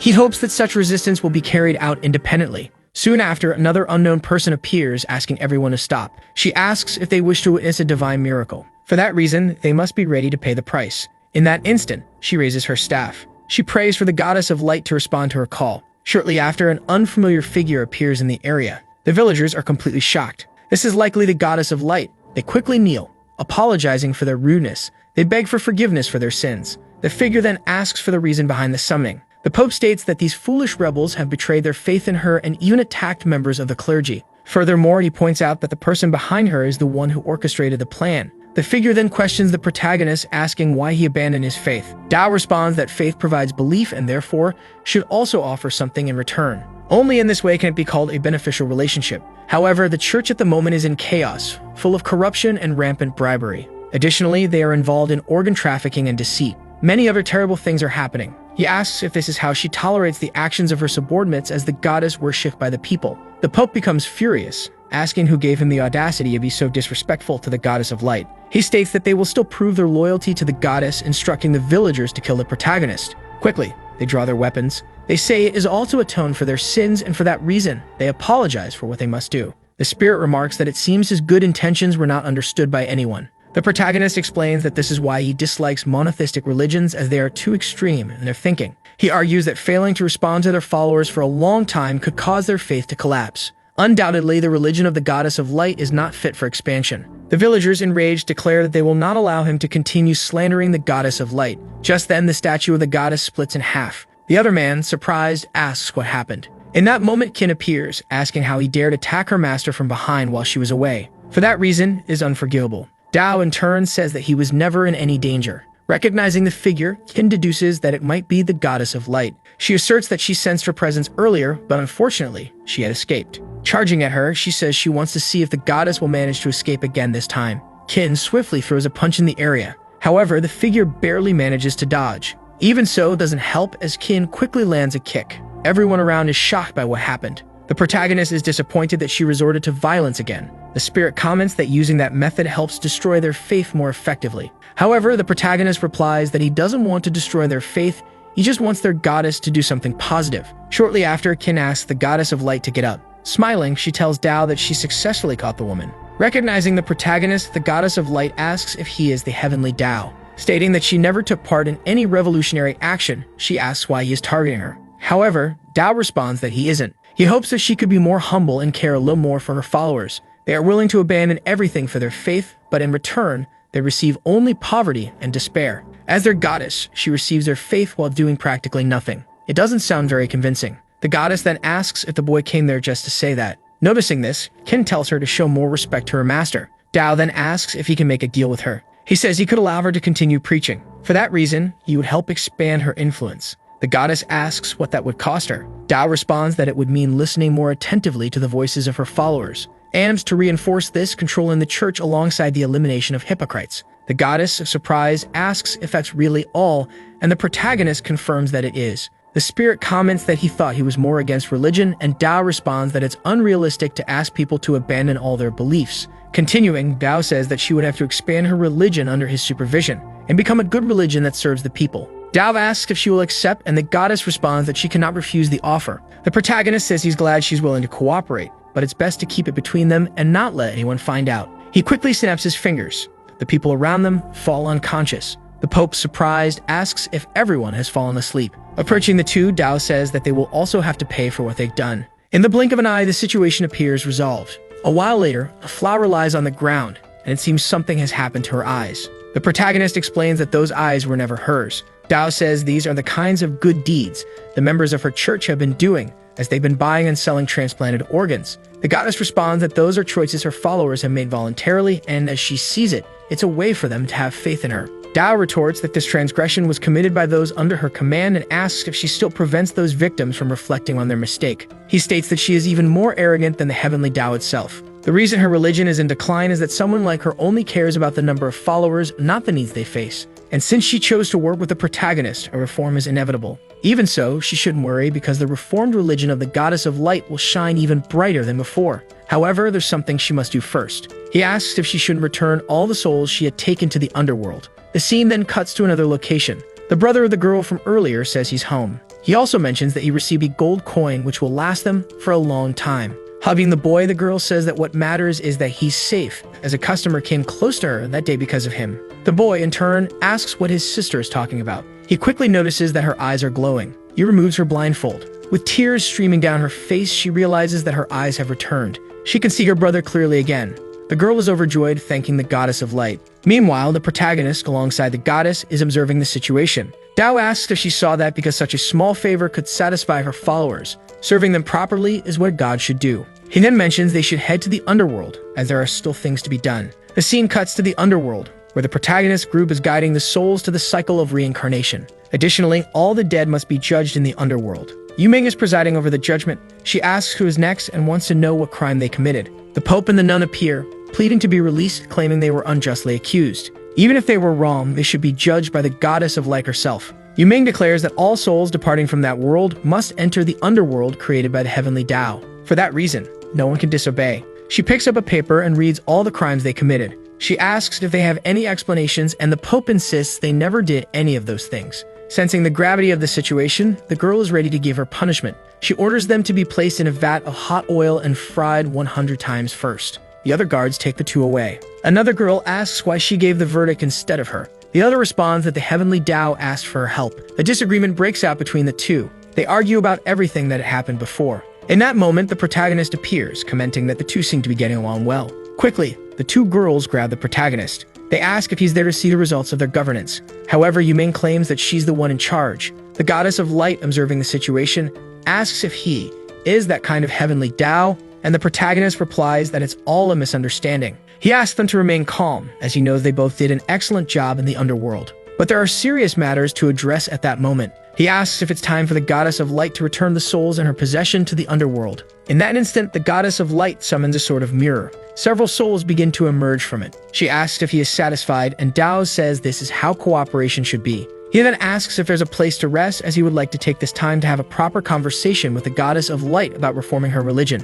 Hearing this, the servants fall silent. Kitten says that the workers' dormitories in the underworld have just been completed and offers to guide him. Observing the situation, another girl comments that it seems her master wishes to have a private conversation with the goddess of light. In that instant, she asks them to wait a moment. She suggests they take a tour of the underworld first. The goddess of light, confused, wonders what is happening. A while later, Dao and Qin are walking and she shows him the workers' dormitory. Dao, puzzled, asks if it isn't a bit too luxurious for a dormitory. Qin explains that these are the underworld workers' quarters and they haven't received any special treatment. Dao understands and asks her to proceed further. Eventually, they reach a room and Qin says this is the place prepared especially for him. Dao remains silent, examining the room. He asks if she's saying that everyone in the underworld lives in luxurious rooms like this, but Qin clarifies that his case is special. Dao sighs, commenting that he doesn't visit the lower world frequently, and yet he's returning to such a room, making it a complete waste of resources. The girl says it was all Yuming's doing, and she made the decisions on her own. She suggests he discipline them to calm his servants, advising him to rest well.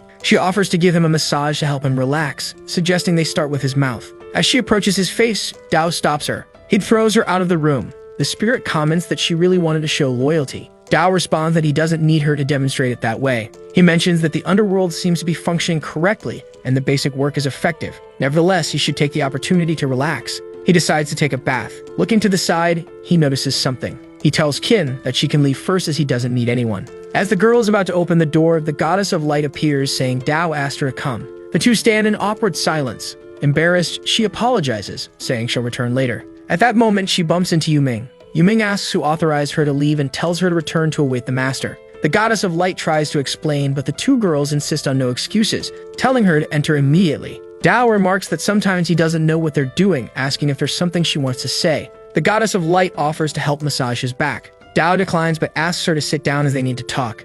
He explains that it's the same topic as before. She must expand her faith in the human realm, and he can assist with that. At the same time, she must fulfill her duties and help each follower to the best of her abilities. The goddess of light asks if he plans to use her followers to spread his word. Dao responds that she can see it that way, but he believes it aligns with the knowledge of common people. Given the world's current state, it's impossible for everyone to receive education. So, leaving her religion and being her master is the natural path. He suggests she should do something different instead of allowing other religions to spread uncontrollably. He asks why she doesn't seek a trustworthy god to work alongside. He then notices something different and asks if she chose that outfit. Embarrassed, she denies it, saying it was the work of her foolish servants. Dao comments that it seems to have been them again. But despite everything, the goddess looks great in those clothes. He adds that to help her gain more followers, she must first create divine miracles. The goddess of light responds that her current ability is not sufficient to produce large-scale miracles. Dao responds that this is exactly why he will help.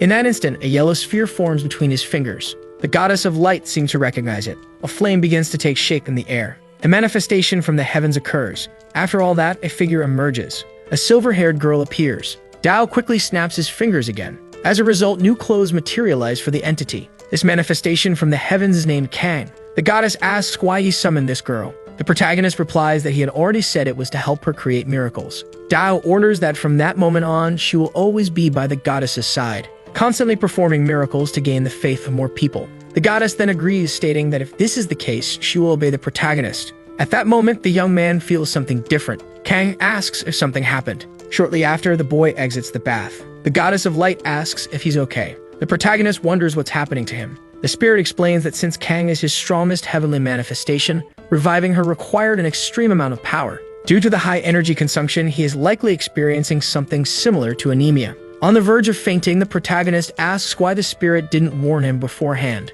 The young man collapses, unconscious. A while later, the protagonist is lying in bed. Kang, concerned, asks about the condition of her master. She mentions that the heavenly Dao passed out even after reviving her. Kang seems very worried, wondering what she should do. Suddenly, she seems to have an idea. She mentions a rumor from the West that when someone is in a deep sleep and won't wake up, they can be revived with a kiss from their true love. So she decides to try and wake her master this way. She begins to approach the unconscious boy. However, the others start arguing over who will perform the task. Then another girl intervenes in the situation. She says that it looks like his spiritual power suddenly disappeared. So what they need to do is simply restore his spiritual power. Qin says that it sounds simple, but her master's power is vast. She questions whether it could really be replenished. The girl asks why she wouldn't be capable of doing so. She points out that they were all generated by the heavenly Dao's power. As for returning the power, it should be their decision. Yuming agrees, saying that what the girl said makes sense and is worth a try. Qin also agrees. The girls begin to remove part of their robes. The goddess of light, seeing this, asks what they're doing. Kang replies that it's obvious.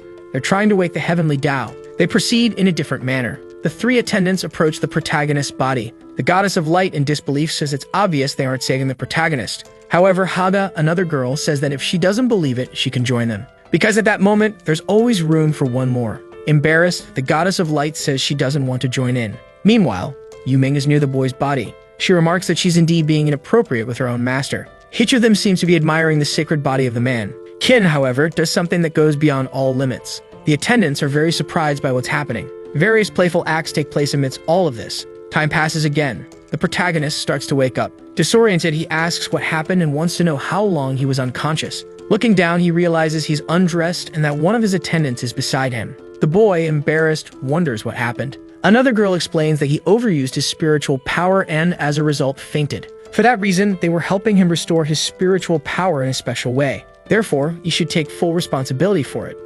Shortly after, the attendants awaken. Qin mentions that the subordinate was very worried about him. Yuming says that, as expected, she knew her lord would wake up. However, Dao still wants to know what happened while he was unconscious. The spirit, apparently embarrassed, says that the system automatically locks when the host is engaged in unusual activities. For that reason, there's no need for the host to worry. Dao, still disoriented, asks what the spirit means by that. So the video ends here. If you don't want to miss the next part, activate the notification bell, and see you next time on Tab's channel.